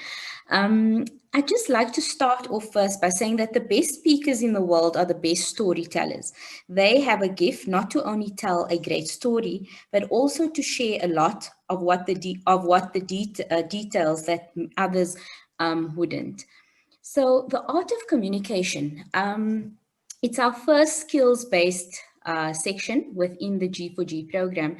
And as Stella and Rita so so well, laid that foundation for us in terms of building trust and courageous leadership. But they touched on so many aspects of, effective communication.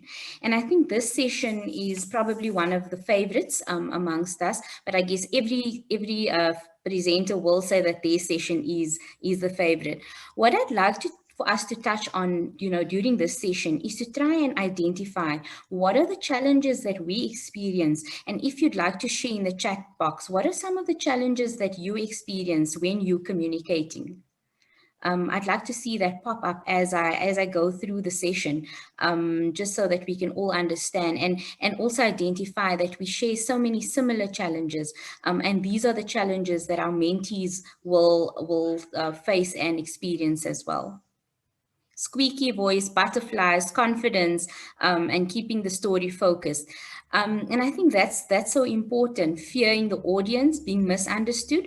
And I think what we'll gain from this session is the skills that we'd like to impart on our mentees, as well as us. It's always a learning experience as well. So there are principles, and you'll receive a video prior to the session by Professor Timothy McCarthy. And it might be a little bit of a long video, but I think it's worth the while to actually listen and to make some notes while you're listening to the video. It will assist you as the mentor, as well as the mentee, and also try to encourage them to listen to or to view the videos prior to the session, because what I find is that it's quite important for them to have watched the videos, for them to actively participate, and for them to engage, in the circle and the conversations that take place. So the module, or the art of communication, is broken down into two segments. The first segment would be, the open session between all the mentors and mentees. And in this part of the session, we discuss the key principles that we gain from the video. So there are certain take-homes that we must remember from the principles that we'd like to gain, and that is knowing your audience. You have to understand your audience, what the expectations are, who you're addressing. And when we say knowing your audience, what is the age group of the people that you're addressing? What are their interests? Is it a board meeting that you and a committee that you're addressing in the workplace? Is it a group of teenagers? Is it university students?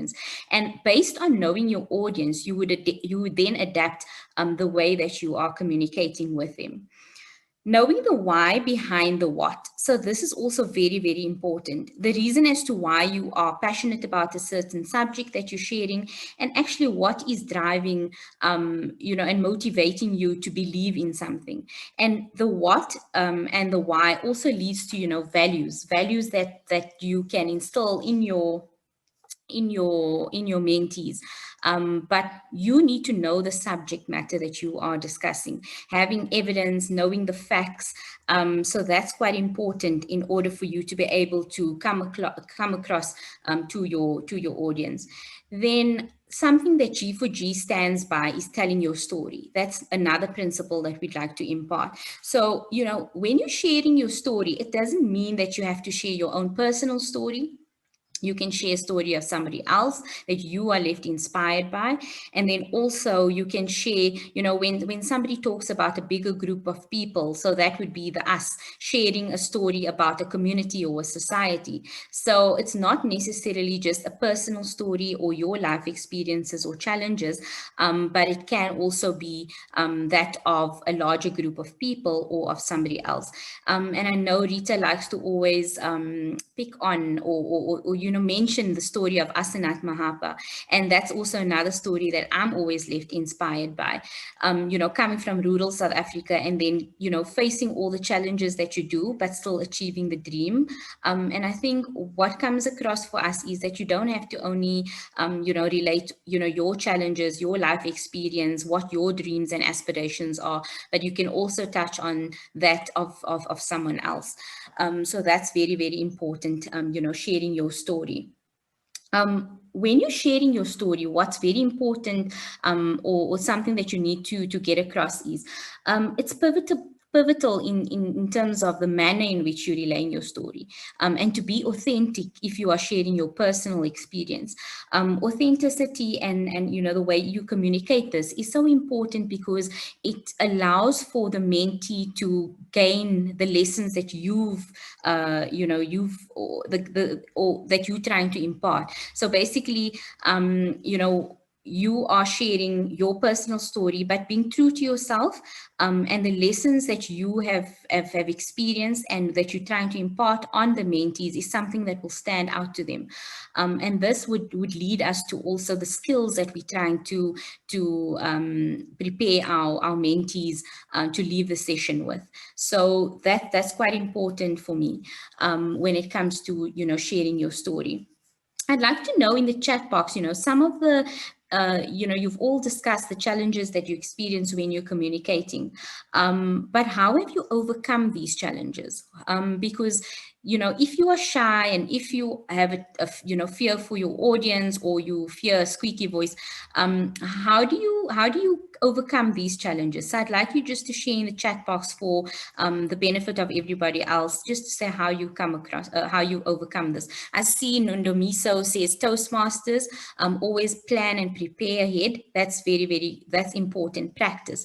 And I think when it comes to the mentees as well, practice you know, makes perfect, but not always perfect, because you're going to still have some doubt or some fear within you. But try to encourage, you know, practicing, whether it's practicing in front of friends, whether it's, you know, just recording yourself on the video, or whether it's just standing in front of the mirror. But practice is so important, and planning and preparation is important. And it leads me then to, you know, making a call to action. Making a call to action, that is always what would leave the next person with something. You know, what is my request? What am I thinking about? What is my call to action? What do I actually want from what I'm discussing with somebody? And this builds onto the skills of communication, which is clarity, persuasion, and inspiration. So when it comes to the skills that we'd like to impart on our mentees, it's very, very important for us to be able to build on these skills. So clarity, you know, having a clear message, finding, you know, what's your language of choice, choose clear words, be, you know, precise, choose words that are complete, you know, and articulate your what you're trying to say in a coherent manner. So to be clear, you need to, like someone said in the chat box, you need to prepare well, and you need to be able to maintain eye contact. So that's some of the ways of trying to be clear to your audience. Being persuasive. We may not be able to persuade everyone, but we can try to come up with very, very strong arguments. And when we have arguments, we need to also then look back at, you know, knowing your audience. What types of evidence can you back your arguments up with? So say, for example, we are meeting, you know, someone for funding, or we are in a job interview, you know, have facts on hand to support what you are trying to say. Have evidence, whether it is statistics or whether it is factual evidence that you have about what is happening, or why you require something. That's quite important. And that's the best way in which you can be persuasive. You need to have supporting evidence and facts as to why you want, or you're saying something. And then also the core of you know, public communication is always to be persuasive. When, like I said, when you're securing funding, when you're addressing a board, you know, going back with statistics and as to why the companies may be profitable or not, you need to have, you know, supporting evidence and your facts straight. I'd like to, at this point, just say something that's quite important, or actually very important when it comes to communication. You know, women have to be active listeners and interrupters, but when you interrupt, you have to know what you are talking about. And this is something from Madeleine Albright. Listening is such a skill, and it's so important for us to be able to listen when we are communicating. It leads on, or it builds on from what Stella and Rita tried to say in terms of the foundations of, you know, Girls for Girls. Listening is so important to build trust with our mentees. And I think this is a safe space that we try to create for the mentees, and therefore listening to them, not overpowering and not dominating the conversations is of critical importance. But also then leaving them inspired. And what leaves people inspired? It's sharing your story. So sharing your story, brings about a connection. You would understand, or you would notice from, the circle session that we had, when we are, sharing something personal about ourselves, there's an element of trust that comes about between people, but it also leaves someone inspired to say, you know what, I've learned so much from her. This is something that I could, take out to my community, or I could implement in my life or in my workspace. So by trying to be inspirational, or to try and inspire people, for me, it's that emotional connection. It's more about, moving people to think bigger, sharing your story, whether it's your life experience, your challenges, your dreams, how you have been inspired by other people. And so therefore, going back to, sharing your story, it's not only about your own personal experience, but also relating the stories of other women or people that have inspired you. As I said, our stories connect us to each other. It's probably one of the most personal forms of how we can foster relationships, and how we can communicate effectively with each other. So those are the 3 objectives that we'd like to also, or skills that we'd like to impart on the mentees for them to be able to communicate effectively. What I'd also like to just point out, that when we go into our circles, there's different methods of learning. So there's you can either do speeches, you can have an actual motivational speaker that comes and addresses the mentees, where that speaker would actually, go through how they, the challenges that they experience and how they overcame those barriers. Or you can go into role play and speeches by the mentees themselves. So from the session, at Courageous Leadership, what we leave the mentees with is prepare a 2-minute speech on any topic of your choice. And what we find is that when they come back to this session, they are so amped up in what they've prepared and planned. And because they've gone through the phases of preparation, they've gone through practicing, they've bounced this off somebody perhaps in their village, where they've actually done the speech to them. They're so amped up, so they want to be heard. And I think it's quite important for us to get through those speeches. The sessions or the circles go by very, very quickly, but to allow all the mentees to actually, to have themselves heard. You would find that some of the girls are very, very shy during the session, but I think it's just to be supportive. Don't force anyone to speak up. Everybody will come out of their shell at the right time. This is just the first session, which is skills based and where there's active participation required from the mentees. But as you go through the sessions, you'll see that those girls that are in their shell would come up so beautifully by the end of the program. By session 6, they are the ones, that have blossomed so much and are actively participating and communicating so much better. So it's not about us, dominating. It's also not about us taking over the sessions as mentors. Allow for the mentees to be able to take over those sessions obviously in a coherent and an orderly fashion. The other aspect that, from experience with Girls for Girls is to do role play. I think this is a highly effective manner in which we can impart the skills, and we will be doing a skit.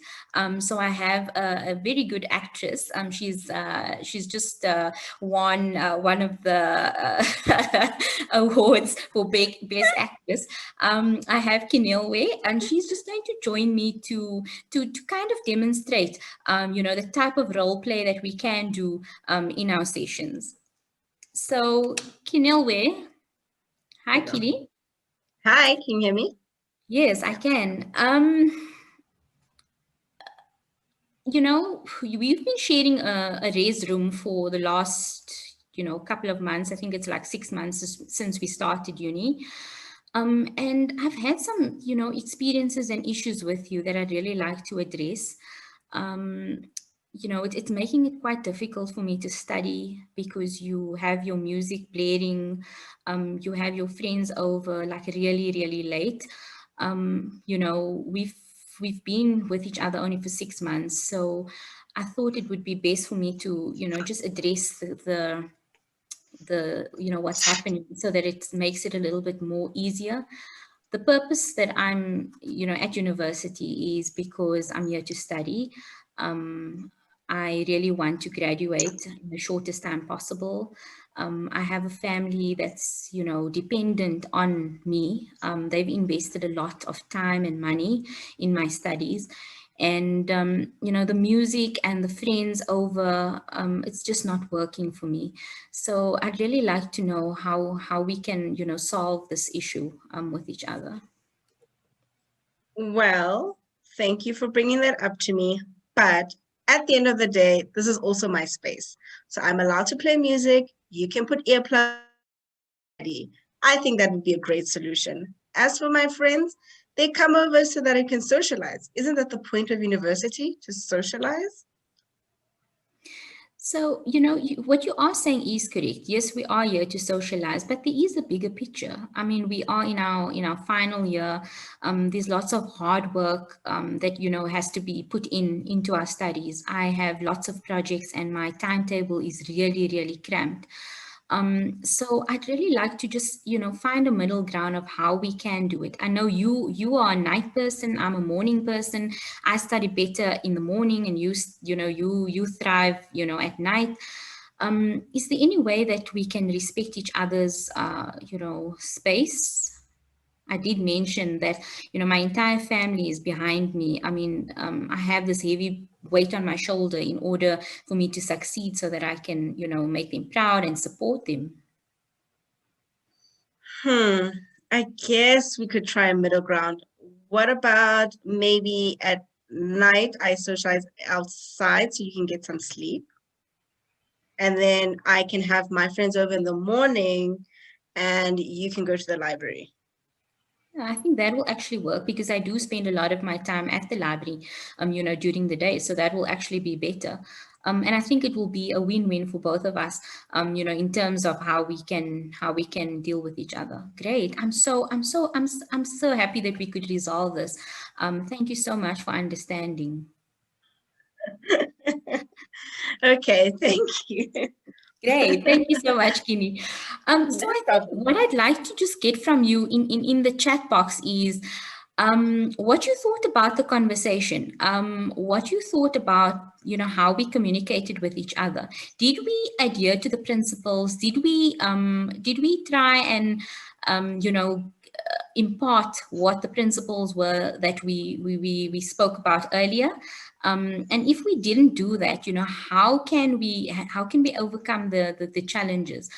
You know, this was an easy situation that we illustrated here. You're going to find situations where it's so difficult. People are screaming and shouting over each other.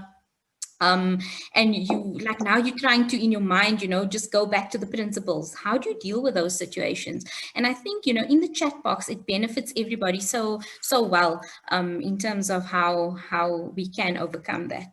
I know that we're running, you know, quite you know, on time, but I think for me, what's important that we need to get across through the session is your speeches. You need to allow for the mentees to be able to go through all these speeches, identify opportunities that you can apply the principles of communication and how you can interpret them on a personal level. Also, you know, increasing your voice and visibility in the class or the workplace. You know, you able to how are you able to apply the new skill that you've learned? So just, you know, active participation. Encourage your mentees to actively participate in discussions, whether it's at university, participating at RES, participating in the workplace and in boardrooms. We also went through what you need to be wary of. It's your shy mentor, mentees, sorry, don't force them. Don't force them at all. They will come out. But it's also about us as mentors, you know, displaying the behavior that we want to see come through from the mentees. So it's the way that we communicate and how we address the mentees that will come through, you know, positively as well. The call to action, very, very important. What is the result that I'm seeking? Also, just bear in mind when we are doing the role plays, because time is so limited, try to perhaps, you know, not spend too much time on the role play and the principles, but try to have the mentees participate more actively with their speeches, you know, on the topic that they've chosen. I think it's also important for us to not focus on language and accents versus skill and the principles that we're trying to impart, because sometimes we get so caught up in listening to the person's accent or the words that they're selecting and not focusing on the actual skill that they're trying to impart. I'd like to leave you all off with something that's quite powerful, to say that, you know what, listening is very, very important. And we never listen when we are eager to speak. So please listen, allow for the mentees to you know, to voice and for them to be able to share their stories. I hope that I respected your time, Val, and that everybody has acquired some new principles that they can use to communicate effectively. Thank you so much. Wow, that was amazing. Thank you, Zainab. So well delivered. Thank you. And Kini, thank you for your contribution. Love the hair, by the way. Hair looks gorgeous. We are now heading into the next session on skills-based negotiation. And to take us through this very, very important session, I think one of the questions in the chat is about how to deal with difficult people. This session will be really important for that. Thank you, beautiful Dorothy, if you want to take us through. Go ahead, Dorothy. Okay. Thank you very much, Val. And good morning, everyone. It's so good to see all of us. Just during the break, I dropped off and my internet connection started telling me how it's unstable. So I just thought, not just when I'm about to get on, but I'm glad that I rejoined with no incident. So thank you so much, Zainab. I love that skit because it actually brought out a bit of what I'm going to walk us through. This is session 4, and session 4 is the second skills-based session. So the art of communication is what we've come out from, and negotiation comes right after, because we need to first start with the art of communication, and I'm going to show us how this session just feeds off the others. But I would like us to first see, I have a question for us. How many of us think that one has to be an expert to negotiate, or everybody can negotiate? So if you think it's for experts, I'd like to see that in the chat. If you think it's for everybody, just type everybody. If you think it's for experts, just say expert.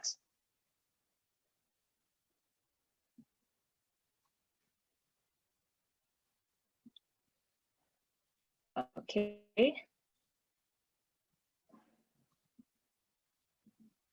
Thank you so much. And I see there's more of everybody, and that is correct. So many times we think that negotiation is technical and it's only for particular people and particular situations.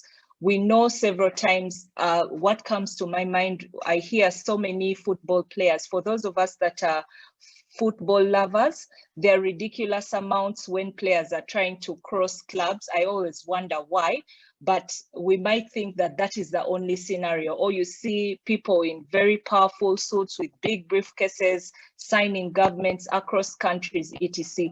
No, that is not what it only is about. That is negotiation. But what this session seeks to inspire in the ladies, after we have shown them that they are capable of being leaders, Rita said everyone is capable. So we show the ladies that each and every one of them is capable of being a leader. After that, once you have found that leadership story of yours and refined it and defined it with your goals, and you can clearly communicate it, then you need to be able to negotiate for yourself and also negotiate for others. So this session is about negotiation. And with negotiation, there is always a conflict. We saw that Zainab and Kini, they were discussing something. So Zainab wanted something and Kini wanted something else. So always in a negotiation, there is something that needs to be dealt with, and it is a conflict. So this session, there is a video by Professor Hong, and it teaches that there are 3 concepts that we need to impart the ladies with whilst doing a negotiation. And the principle in this session is the principle of you, and I'm going to walk us through that.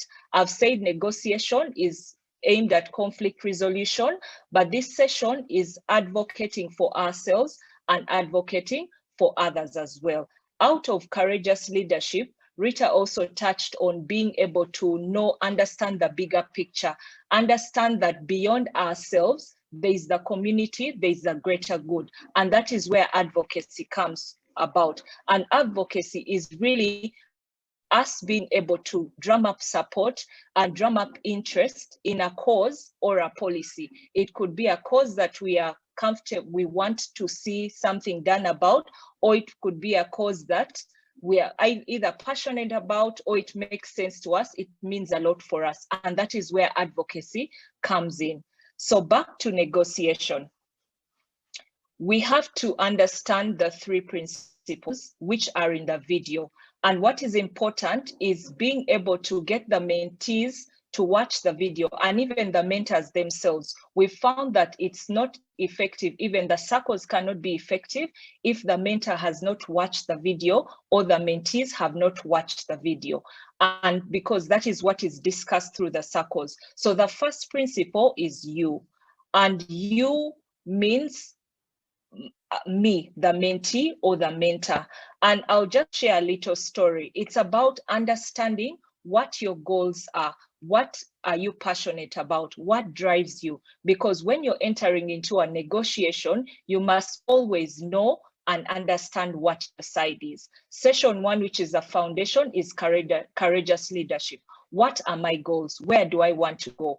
And what do I want to achieve? When you enter into a negotiation, when you understand what you want and you have clarity and you can clearly communicate that, it always helps. So the U seeks for us to help the mentees understand what are their strengths, what are they passionate about, what are their goals, what do they want. And back to my story, I'll just give a little story about how I have grown my negotiation skills when I'm negotiating for a salary, if I'm seeking to change jobs. So negotiation is a skill, it's an art, it is learned, you perfect it. Treat every opportunity, whether it is at the market, whether you're in a shop, whether it's at work, treat each and every opportunity. Don't take things for granted, prepare. So 2004, my very first job right out of law school, it was an internship. I was offered a contract. Just got the contract, signed it, read the terms. I thought it was fine. I think my salary at that time was about $80.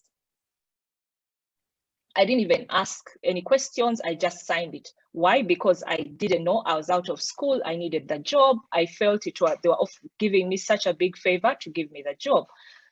4 years down the road, I get to my next job. They asked me, how much do I want? So that was the first time anybody had ever asked me, how much do you want? I just said 400, 1.5 million, which is the equivalent of $400. This is about 13 years ago. Why did I say that? That's what came to my mind. I just said it, and that is what I was given. So later, when it came to me trying to get an increment, I remember my line manager saying, but that is what you asked for. So what has changed and why do you want an increment?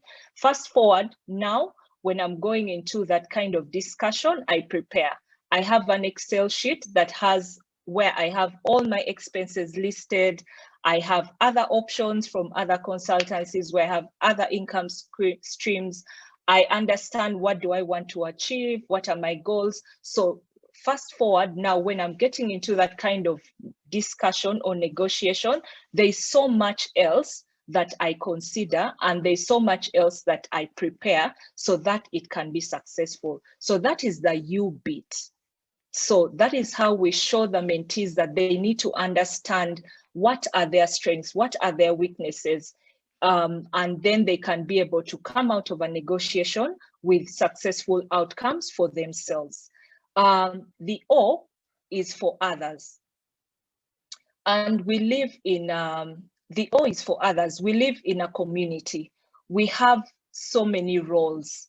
As we are mothers, some of us are mothers, we are students, we are employees, we are spouses, and the others means that we need to be able to understand who supports us as we are seeking to get our goals met, and who is blocking us from when we are trying to get our goals met. So that is what others means. And I like The 7 Habits of Successful People by Franklin Covey. It says that seek first to understand before you are understood. So when you're thinking about others in a negotiation, what is of interest to the other party? It is always important to understand what is driving the other party, even before you get into the negotiation. Do you know what their side is? Can you anticipate? There are some scenarios which are very easy to anticipate. If you're trying to buy something, we always know that the person has set a price and they've probably put in a markup, a profit, and there's a price below which they will not go. So if I want to purchase an item, I see the price on the display, I could bargain, but I also need to know that by the time that price is there, that means that the seller has factored in how they have arrived at that price. And it will help me when I'm trying to bargain to be able to understand that that might be their price. They may go below it, or they may not reduce. So it helps to be able to understand the other perspectives. I know that one of the things that is said is that ladies are very soft, and sometimes they say you have to play hardball if you're going to get anything out of a negotiation. But we want to encourage the ladies that they just need to understand what the dynamics that are at play, and then they can be able to develop a skill. And also with negotiation, we always know that it's not always a win-win, but what we've found, and studies have also shown, that ladies' nature enables them to build relationships faster. And then also because we are more emotional, we can be empathetic listeners. So that also helps in a negotiation because we can play to those skills and be able to achieve what we want. So we also need to show the mentees that what is important is understanding the scenario and preparing and being ready for the negotiation, and then it can be successful. At this point, I'll just pause. There was a question about how do you deal with difficult people? And in my attempt to answer it, I'll say that one needs to be able to read, if you're in a negotiation situation, be able to listen, understand where the other party is coming from. And I know that difficult it may be a perception. You may think that your boss is difficult because they're always asking you to meet deadlines. They're always asking you to come in early. They're always asking you to do the report in a particular way. But it's important to step back and say, what is this person's perspective? And why are they asking me to do this? I think if we can step back and try to understand where they are coming from, then we will be able to better negotiate. If a deadline is for 8, you can say, can I give it to you? You can be able to negotiate. Once you understand the dynamics, you can say, I'm currently doing on this, you've given me 3 other deadlines, I'm still working on them. How about you give me an additional hour? So negotiations usually work better when one is able to understand where the other person is coming from. So I would say difficult, first understand what is making the situation difficult, and then try to negotiate with a person. But also with negotiation, it is very important where others are concerned to have different alternatives. So we encourage the mentees to understand that there are options, there are alternatives, and it doesn't always have to be a win-win situation, because the situation may be one that the mentee is not agreeable to. So we need to teach the mentees that they can also walk away. So there is always the option of, if it's win-win, that is the best alternative. And win-win is this. I'll use an example of an orange. And an orange, we usually use this in one of the scenarios for a practical example.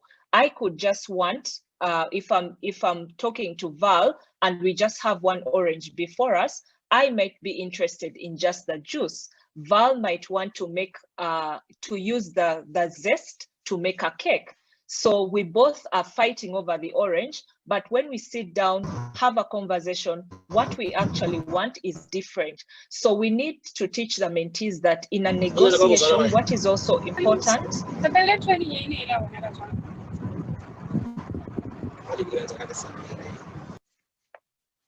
Okay, thank you, Val. So what is important is understanding the bigger picture, not only claiming the orange, but sitting down and creating value. So if I sit down with Val, I am able to understand why does she want the orange? What does she want?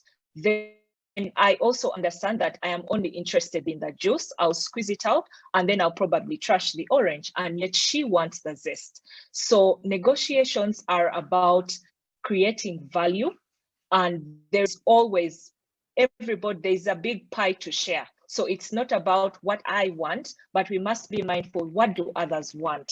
But that will take sitting down, listening, understanding, negotiating, and then we will all be successful. That notwithstanding, we could have a situation where Val wants the orange, I want to eat the orange. So what do? We could split it, or I could say you can have it, or we could say none of us will have it. There are all those scenarios. So there is always the option of no deal. And mentees must be able to understand that if it doesn't work, they can walk away. Okay. I will move to understand. So there is you, which is the mentee. There is others, and then there is understand. I've touched a bit of understand, but understand means learn the situation, learn to create and claim value. So also have trade-offs. What are your trade-offs? And remember what I've said, negotiation is a skill. We should not underplay it, but whatever situation it is.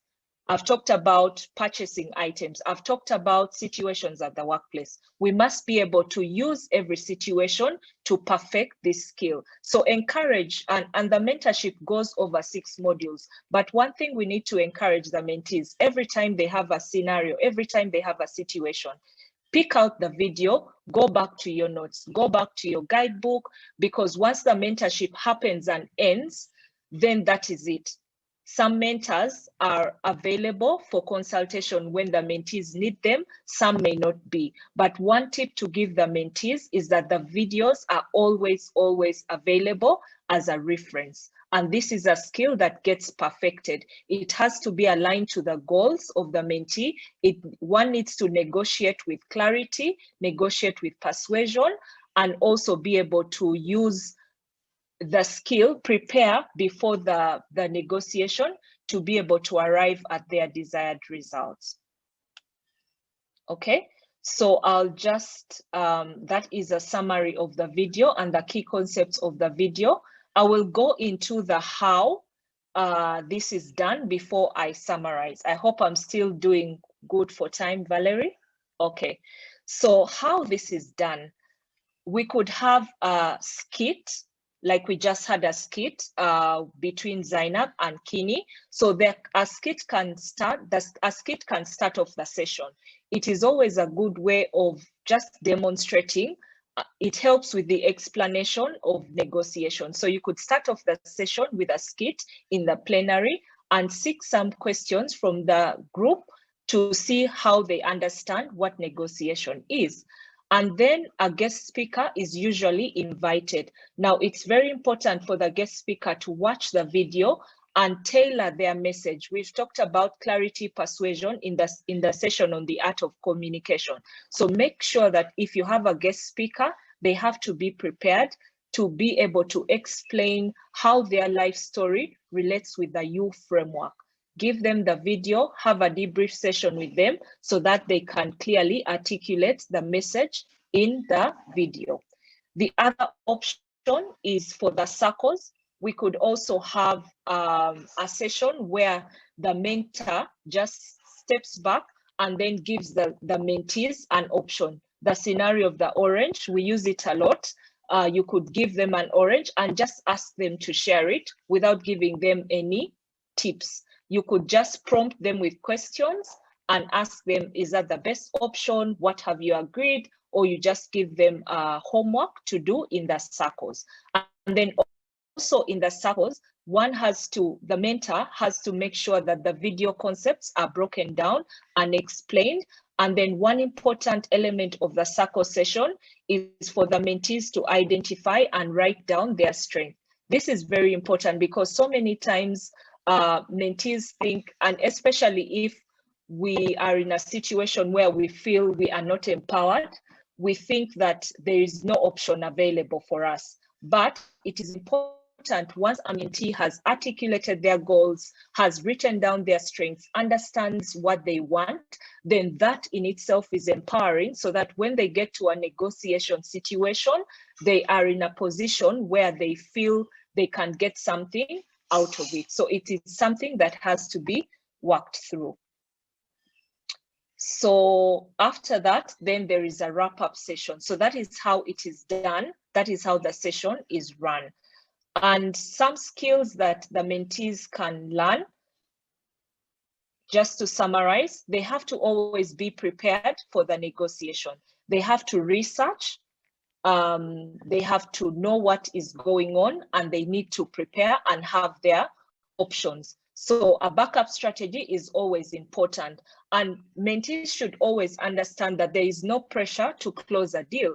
It is fine for the mentee to say, I will come back to you. It is fine to walk away from the negotiation if it doesn't work out, because there should always be options. Leaders always create options, but it takes time to sit down and understand them. Then we spoke about a village. We spoke about a village in the courageous leadership session. It is always important for the mentees to have that pool of ladies that they can discuss options with.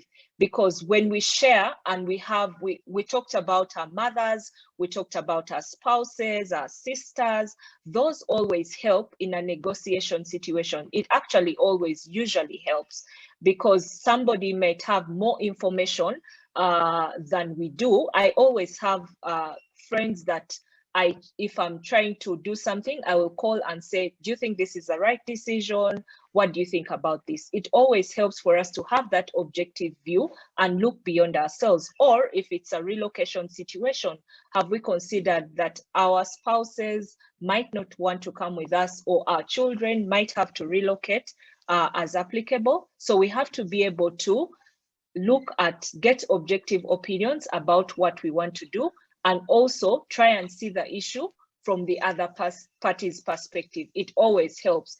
Even as one is preparing, look at it from the other side. What roadblocks do you anticipate as you're trying to negotiate or as you're trying to discuss? That will always help one to get a good outcome out of the negotiation. So I've said negotiation is a learned skill, and nobody is born a good negotiator. We learn from our mistakes, we get better at it, but we need to always practice it. We need to practice active listening. We need to practice understanding we need to manage our perceptions about the situation or about the person that we are trying to negotiate with. That always helps. So Valerie, I will end it there with a quote. And this is from Professor Brian Hoyle. Alan at the beginning mentioned that this is Harvard curated material, and it's really, really top of the range and very, very summarized. So Professor Brian Hoyle said, the best negotiation you want is to meet the other person halfway. But if that doesn't work, there is always a big piece of the pie that everybody can take away. So I hope that has been helpful, and I'll hand back to you, Valerie. Thank you very much. Thank you so much, Dorothy. Thank you for your beautiful presentation and so well articulated. Thank you. So ladies, we now come to the 5th session, and I'm going to go through the session with you. I feel very strongly about the session as being the, and I say this every time, that for me, this is the most important session. And the reason I say that is because really this is the culmination of everything that G4G encapsulates. It was the reason that G4G was started.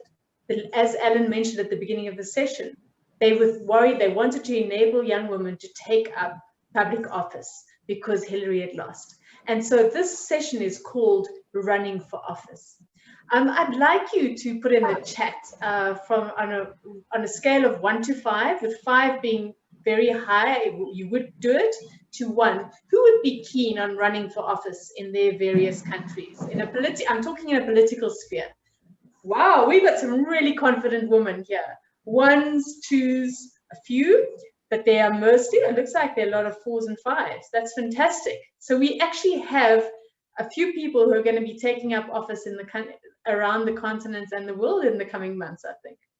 So what's interesting to me is that we make up 51% of the world's population as amazing women. And yet, globally, we only take up about 27% of senior roles. And I'm not talking about running for public, I'm not talking about public service now, I'm talking about senior roles, about 27%. In Africa, we're a little bit higher at 37%, but that's pretty shocking. It's pretty shocking, and it shows that there's a lot of work that needs to be done. And Girls for Girls is one of the key enablers, could be one of the key enablers to making this happen. So this session, you want the girls to leave there feeling like they can be and are possibly leaders. You want them to walk out of that session having identified the spaces where they can take up their leadership roles. And for every person that you meet, and in terms of the mentorship environment, the mentee environment, that might be a very different aspect for them. So for some of the mentees, if you're teaching high school students, for some of the mentees, it might be being a prefect, or it might be being a class monitor. If you're talking to young professionals, it might be taking up a managerial position, or it might be leading a team of some kind. If you're talking about people who are actually in public service already, it might be actually leading a council or taking up a senior role in government. But you have to be very cognizant that everybody will have different views of what that leadership role might be. And it's up to us as mentors to try and allow the girls to identify what that is. So the key thing, the video that is shown for this session is by Professor Steve Jardine. And he comes up with some key points about women taking up their space. And I love the quote here by, I don't think Angela was the originator, but she used it in one of her previous sessions where she says, if you are not at the table, if you are not at the table, you are on the menu. And if you are on the menu, you will be eaten for breakfast. And I think as women, we need to make sure that we are never on the menu or being eaten for breakfast. We need to be able to take up the spaces that we actually belong in. Steve Jardine also talks about some key principles in terms of what we need to think about. As women, when we bring those skills that we've now learned, our art of communication skills and our negotiation skills, we need to make sure that we are bringing ourselves to the table with everything that we can. And that is about being ourselves, not necessarily having to be tough or having to show or act in a different way. Our strength as women comes from being ourselves. We bring everything in terms of being ourselves. And I think one of the other key lessons that Steve Jardine talks about is making sure that we never allow anyone to patronize us or treat us badly, either be through being sexist or showing disrespect. Rita always tells a beautiful story, and I share this every time, about how she was once at a meeting and she was one of the most senior people in the room, and someone asked her to make the coffee because she was the woman, and she called them out immediately. And I think that's what we always have to do, is to make sure that we are calling people out when we are treating, when they are treating us in a way that is not appropriate with what we deserve.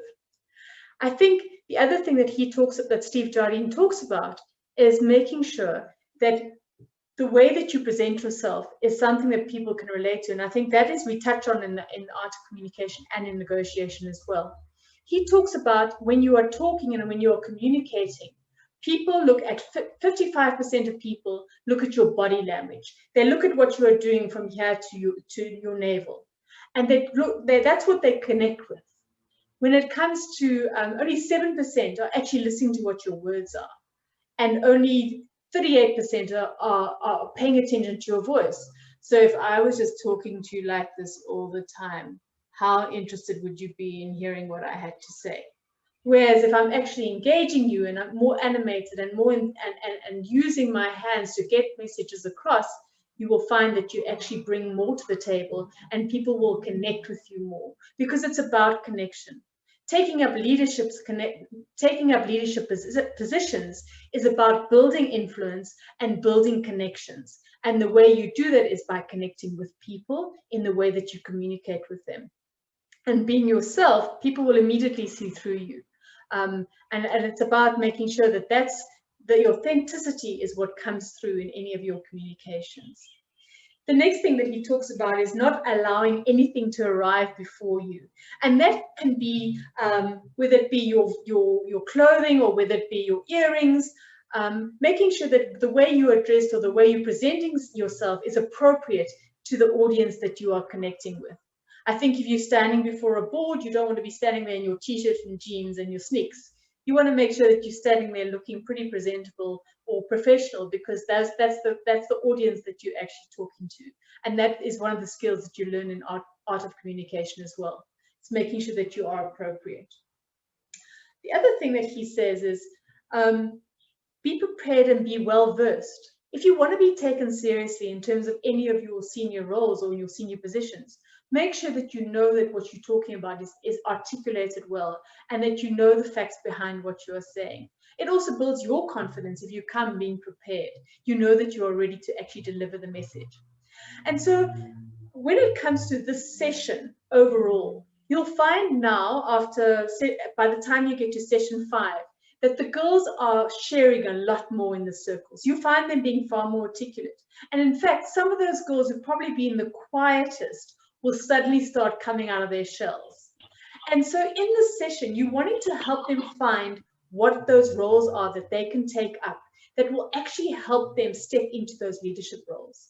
And you want to help them find a mission of some kind that they can actually buy into, that they can actually then lead and take on for example, they might find that in their community, there's something that they really care about, or something that they really want to what is it, something that they want to try and change. And it might be a small thing that it's just been bugging them all this time. And now you, in your sessions and in your circle, you're helping them find those things. So the girls' voices must be much stronger now than any of the mentors' voices. All you want to be doing is you want to be probing, asking questions, making sure that you're bringing those stories out of the girls. We had a beautiful story at Johannesburg, it's almost 2 years ago now, where we had one of the mentees, also one of the quietest mentees, who actually straight after the session ended up starting her own mini NGO. She went out and she helped the girls who were in the hostel who didn't have any food or were short of money. She helped put food packages together for them. And by doing that, she actually called on the network. She actually got the network involved, the mentors, to see how she could actually help these girls. And so confidence went out there and was did this amazing thing. And that's what you want the girls to help them identify. What you might find the discussions that you're having in the circles is about what skills or what are they afraid of? What are the things that they are concerned about that they can't, why they wouldn't be able to step up? And so you want to like slowly probe, like, what is it about being a leader that you are fearful of? And I love to always ask the question, what do you think your superpower is? Because if you ask them about what their superpower is, there'll be that thing that they hadn't thought about that, oh, wow, I could actually do that. And then you ask them, like, how do I now use my network? Or how do I use the network to actually overcome the things that I'm fearful of overcoming? Or how can I partner with someone in the network to achieve this mission that I want to accomplish because they bring a strength that I don't have? Like one of the stories that I had experienced in one of the circles was the girl was saying, oh, I don't like talking loudly. I don't like standing up in class and telling people to do things. But her best friend was somebody who was really good at doing that. So I said, well, why don't you ask your friend to actually do that part of it, and then you can do the organizing behind it because that's what you're good at. So it's about helping the girls find these things that will help them overcome the hurdles that they might be dealing with in becoming and stepping up into those leadership positions. That running for office, it doesn't have to be about political affiliation or being in politics. I think you also need to make the girls realize that they can make a difference in any environment that they're in, but that they might need to have some sort of political influence or be connected with politicians to be able to make things happen. And another story that I often tell is that we had a girl who said that she really hated anything to do with politics, but she was a climate change activist, or she was really keen on doing something about climate. So we had to make her aware that actually, if you want to do something about climate, you might have to engage politicians or be involved in politics in some way to actually be able to move forward and transfer and get your agenda achieved. So key things to also be aware of for this session.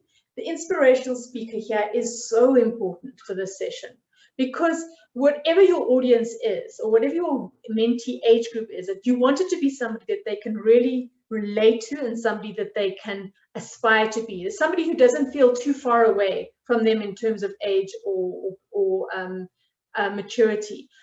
If you're talking to a young group of girls, find a young inspirational speaker who is doing something in this space, who has taken up a leadership role of some kind that they can really relate to. It does help get the message across, and the girls feel like it's not this huge leap that they have to step up and become a CEO just immediately, that they can do small things incrementally.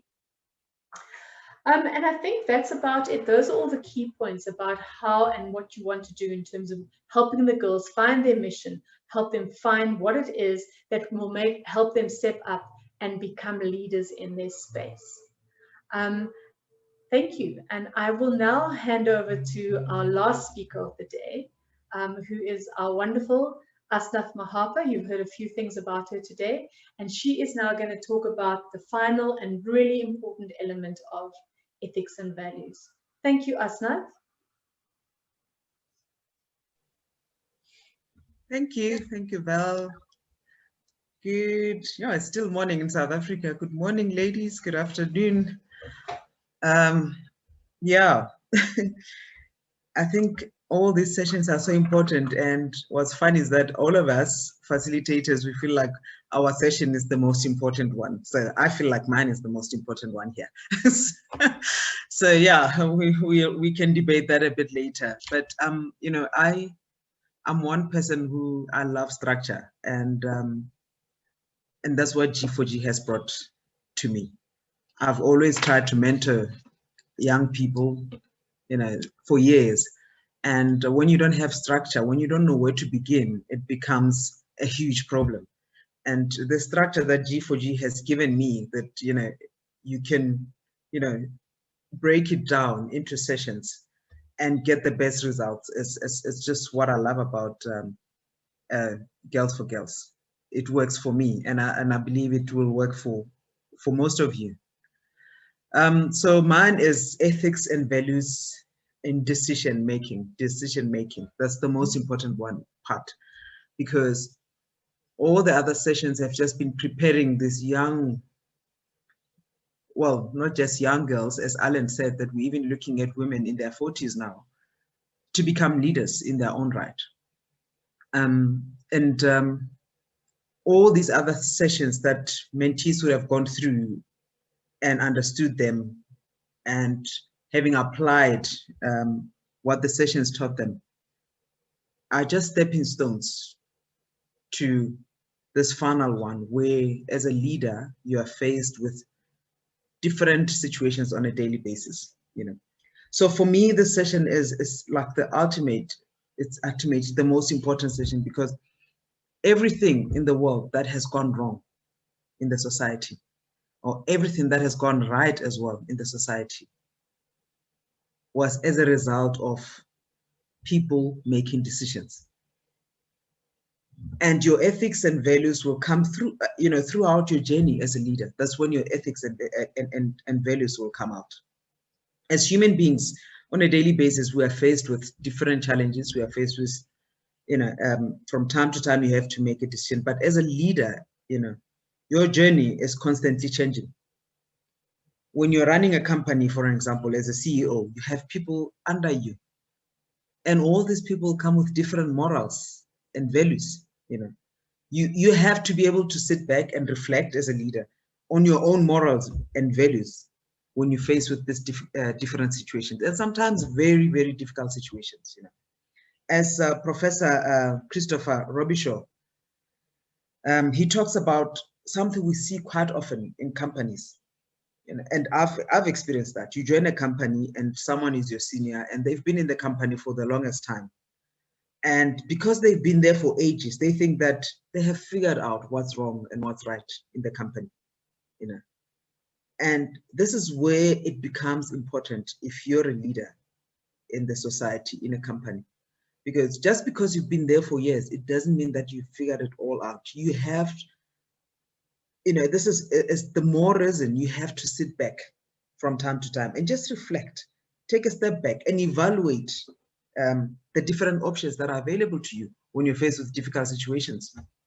You know? And he says that as a leader, you need to have the capacity to navigate the world through different moral framework lenses, but to have your own set of values to work from. So if you don't have your set of values established, if you don't know which lines you must never cross as a leader, it becomes an impossible, you know, situation when you're faced with difficulties, when you're faced with situations that may be of not life or death, but someone may end up losing their job. So you need to establish your values. You need to establish your, what is it that I will die for, you know. And another way of doing this is to reflect. When you've made a decision, reflect on your decision. Ask yourself questions, and this is the difficult one, where you have to sit back and actually ask yourself questions to say, did I do the right thing? Did I make the right decision? And this is what it means to be a leader, you know. It means working with your team. It means supporting your team and always reflecting on everything that you do.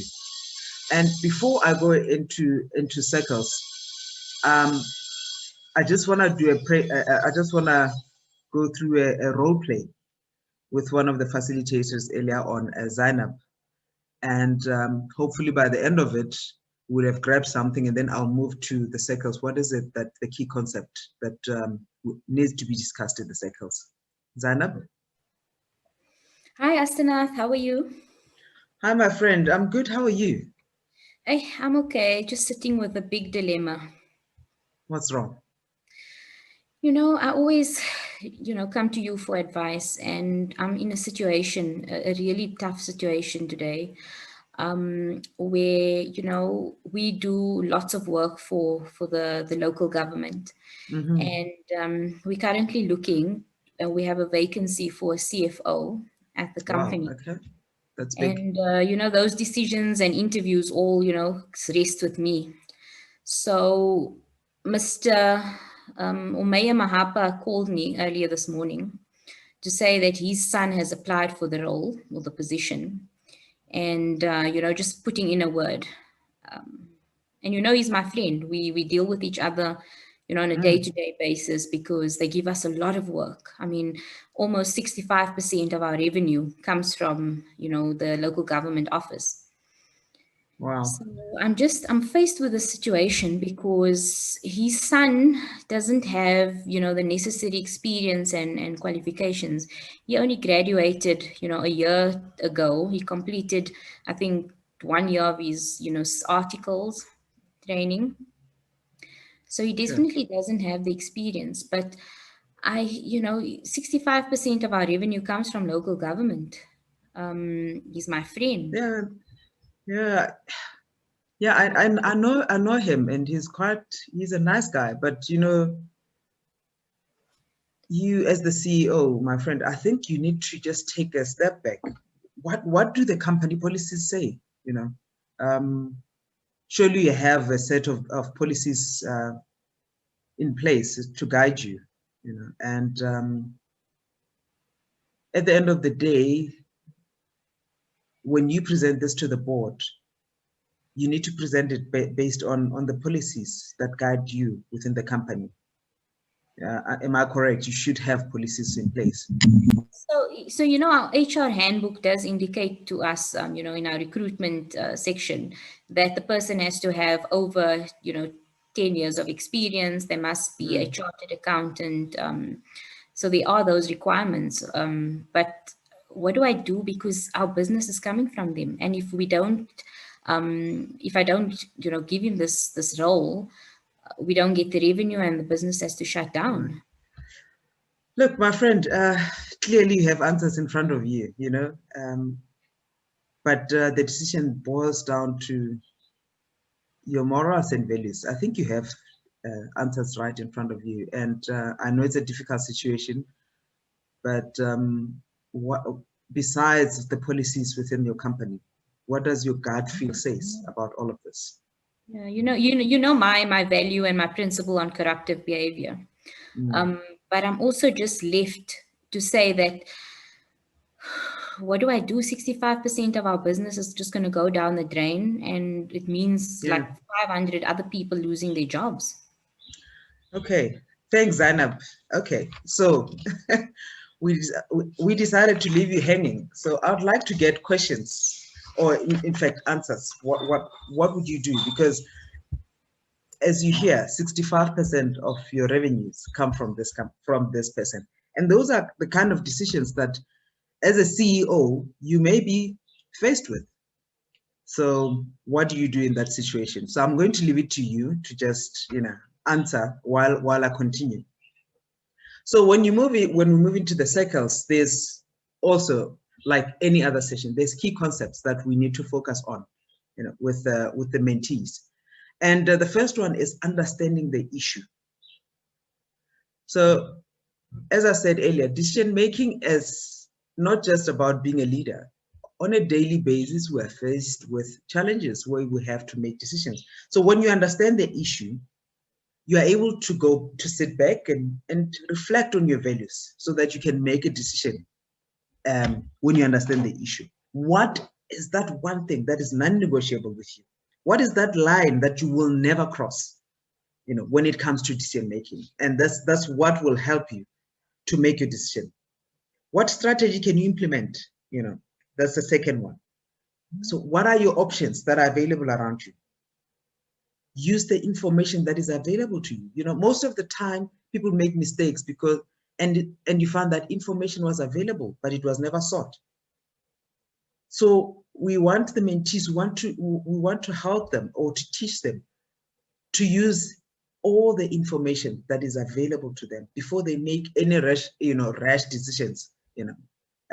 So what is the information that is available to you? Think of the outcome. I've said this to even the mentees who we're dealing with. I think Val has had me saying this even sometimes when I give talks, that here at home we read a lot of books by Wayne Dyer, and he talks about thinking from the end. That is something that has helped me a lot in my life, thinking from the end. What if I take this decision now? What is the outcome at the end of the day? you know, am I going to fail somebody? Am I going to hurt somebody? Is this something I'm willing to sacrifice? So if you think from the end, if you think of the outcome, that's what helps you the most. And then from there, you let the mentees share with you a story where they had to make difficult decisions.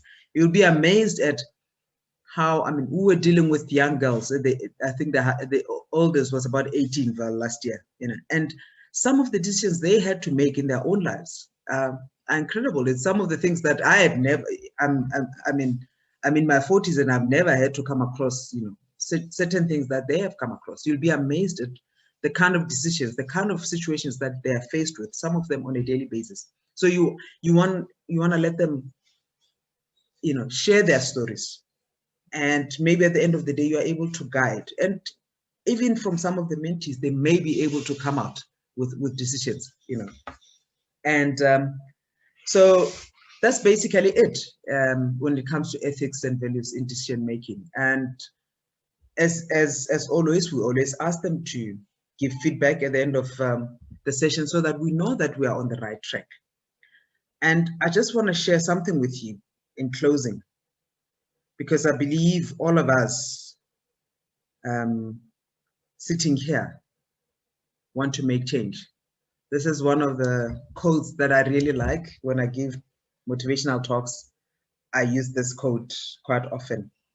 And it's by Rob Siltanen. He says, "Here's to the crazy, the misfits, the rebels, the troublemakers, the round pegs in the square holes, the ones who see things differently. They are not fond of rules, and they have no respect for the status quo. You can quote them, disagree with them, glorify or vilify them. About the only thing you can't do is ignore them, because they change things. They push the human race forward. And while some may see them as the crazy ones, we see genius, because the ones who are crazy enough to think they can change the world are the ones who do." Thank you.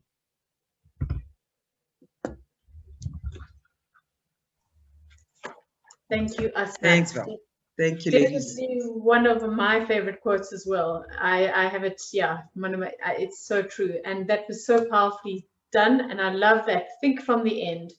Think from the end what the consequences could be. Brilliant, Asnath. Thank you so much for that. So ladies, we have now finished the core content of the 6 modules.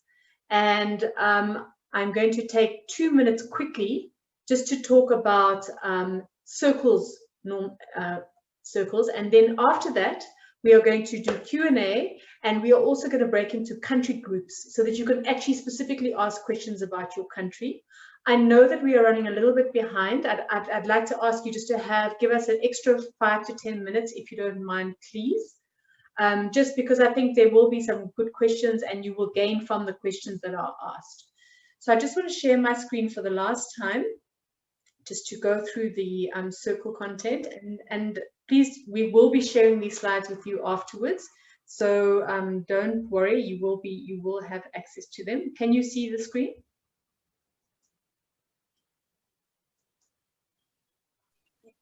Yes, we All can. right. Thank you. So just in terms of setting up your mentorship cohorts and circles, please could you mute yourselves, ladies? Thank you. When you're thinking about circles or cohorts that you would like to run, you need to think about your community or areas where an institution of some kind that you might be affiliated with that could possibly benefit from having a Girls for Girls cohort. So Rita mentioned earlier that we have University of Johannesburg, or you have a school where you might be running it.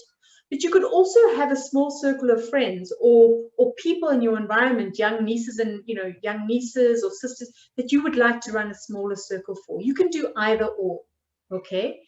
All we would ask is that you obviously sign a MOU with G4G, and then you can run the material and actually hold the 6 sessions. So you want to identify the key issues that are surrounding that cohort or that small circle that you are considering. And you want to set up interventions, you know, to address these issues. And so Girls for Girls could address some of these issues in some of these modules and some of this content that you've been exposed to today. Find out the number of women that might be interested and sign them up. And then, of course, identify and recruit your members. We say there should be at least one mentor per 5 mentees and not more than 10. You want to have 2 mentors for a circle of 8 at least, but not more than 10 girls in a circle. Find a venue or do it online. As with obviously with the pandemic right now, we've moved everything online. And the wonderful thing about being virtual is that we are able to reach more girls than what we anticipated. And I think, you know, with the targets that we've set in terms of our mentors and mentees, virtual is really the way to go.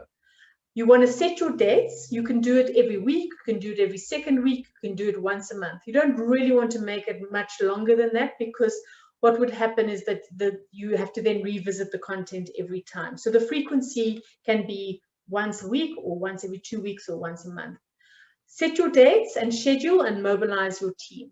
And then you can go ahead and have your circles. So it's not difficult. If you are worried or if you're concerned, reach out to the country leadership or to your senior mentors. You can always partner with a senior mentor. If you have a small circle, if you're nervous about doing it yourself, you can partner. We will also be holding sessions going forward for, you know, to help you get mobilized and help you set up if you need be. And then, of course, reach out to us if you need to. So I'm now going to hand over to Rita. Sorry, actually, let's just, I don't know if Rita, if you want to do Q&A here first before going into the groups, or you want to go straight into the groups? I think let's do Q&A here, because some of the questions that have been asked, you know, in the chat, and I think maybe other people, and just to hear the voices of the participants as well. So let's do the Q&A, and then I think the groups will just do 10 minutes. It's really just to make sure in every country, everyone knows what the way forward is. We won't take up too much time. Huh? You're on mute, Val? I swore to myself I would only be told that once this year, and I think I'm on like 15 already. All right. Anybody have any questions? I haven't been monitoring the chat. Does anyone want to raise some of the questions in the chat? So while there was a question that came up for leadership, I will do it while you guys can check for the others. Logical Lebo, who I think is from Botswana, asked a question. She said, how does G4G define a leader? So there is a dictionary description, which is a person who leads or commands a book. If you Google that, that's what you're going to find. If you really want to understand what G4G means in terms of a leader, just look to the modules. Think about it. If you've listened to the 6 modules, a leader serves. That's exactly what Valerie said we are here to do. At the end of the day, that's what we want to do. So a G4G leader serves. That's your public office and service module. A leader steps up. That's your courageous leadership. So you're not just sitting, you remember I said sitting with the information and the skills within you, but you step up. A leader defines what their contribution is going to be. That's why we said, know your mission. Yeah, you can't just be leading widely without any particular cause. And it should be in an ethical manner. That's what Asnath has just talked to us about. That is the ethics and values. And the leader is authentic. That's why we said, identify different types of leaders, but pick the leadership style that is true to you, that you can then mold yourself after whilst pursuing your bigger goal and your mission. A G4G leader speaks up. And that's why we invest time talking about the art of communication and steps up for others. That's why we negotiate, not only for ourselves, but for others. So I think we actually, it's very interesting when I saw this question from Lebo. We don't start off by defining what leader is. I think a lot of us have been through leadership courses, the girls as well, the mentees as well themselves. But I think what happens is that if you then examine all the modules, you then get to understand who a G4G leader is. And a G4G leader embodies all the principles that are articulated within the module. So I hope that helps.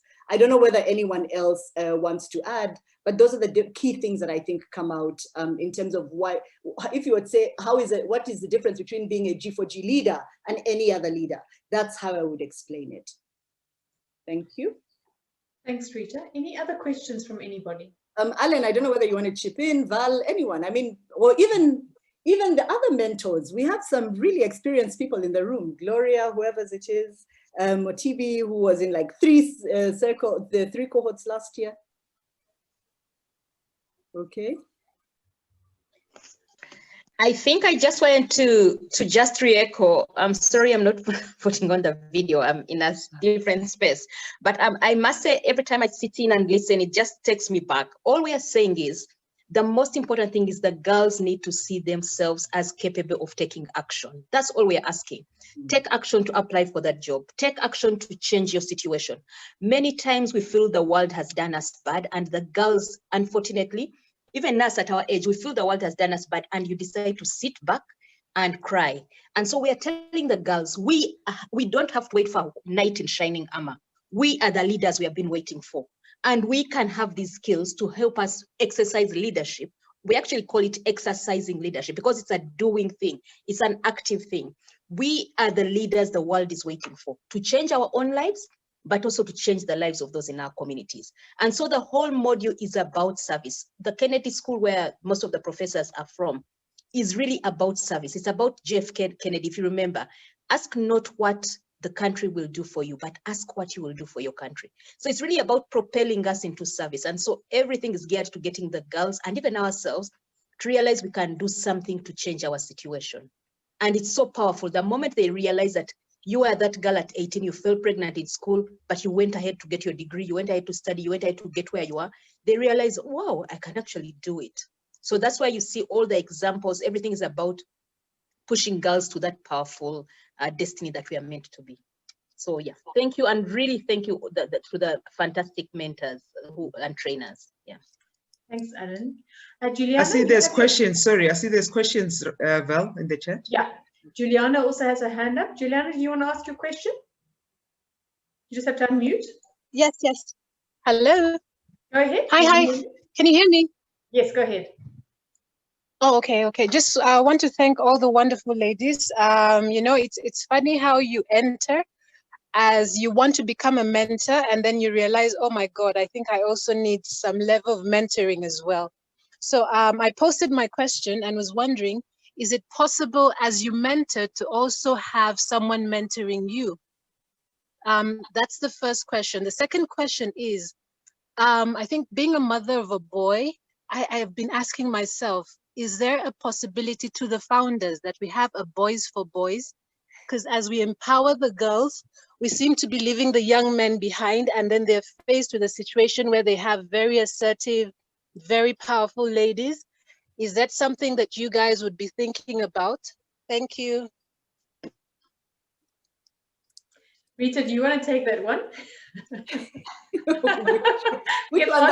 I'll do number one, because I was actually just typing and saying the most popular comment. I'm with you, but Alan will talk about that one, because she said that there are a couple of men who are talking about it. But let me talk about the one about being a mentee as well as a mentor. We've seen that, and I actually have friends who started off mentoring and then they realized, whoa, wait a moment, I actually want to indulge myself in the materials. It's totally possible to do that.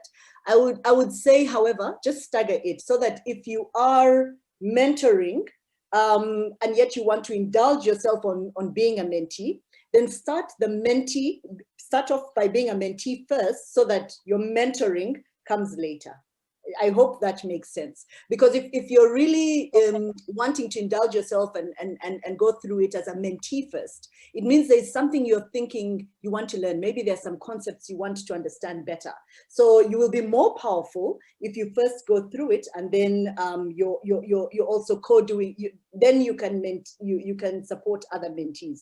Some people choose to first be a mentee, graduate, and by the way, we have some people who did that. We have mentees, for instance, from the previous university cohorts in 2019 that are now mentors with us, and it makes you a very powerful person. So thank you, Juliana, for that insight. Thank you, Rita. And yes, I've just seen someone saying dive right in. At times we are too scared, but in Girls for Girls, we have a saying, do it afraid. Courageous leadership, do it afraid. Because as Stella said, when you're in this session, you also get mentored. Because remember, it's all about your story. You're not going to learn your story.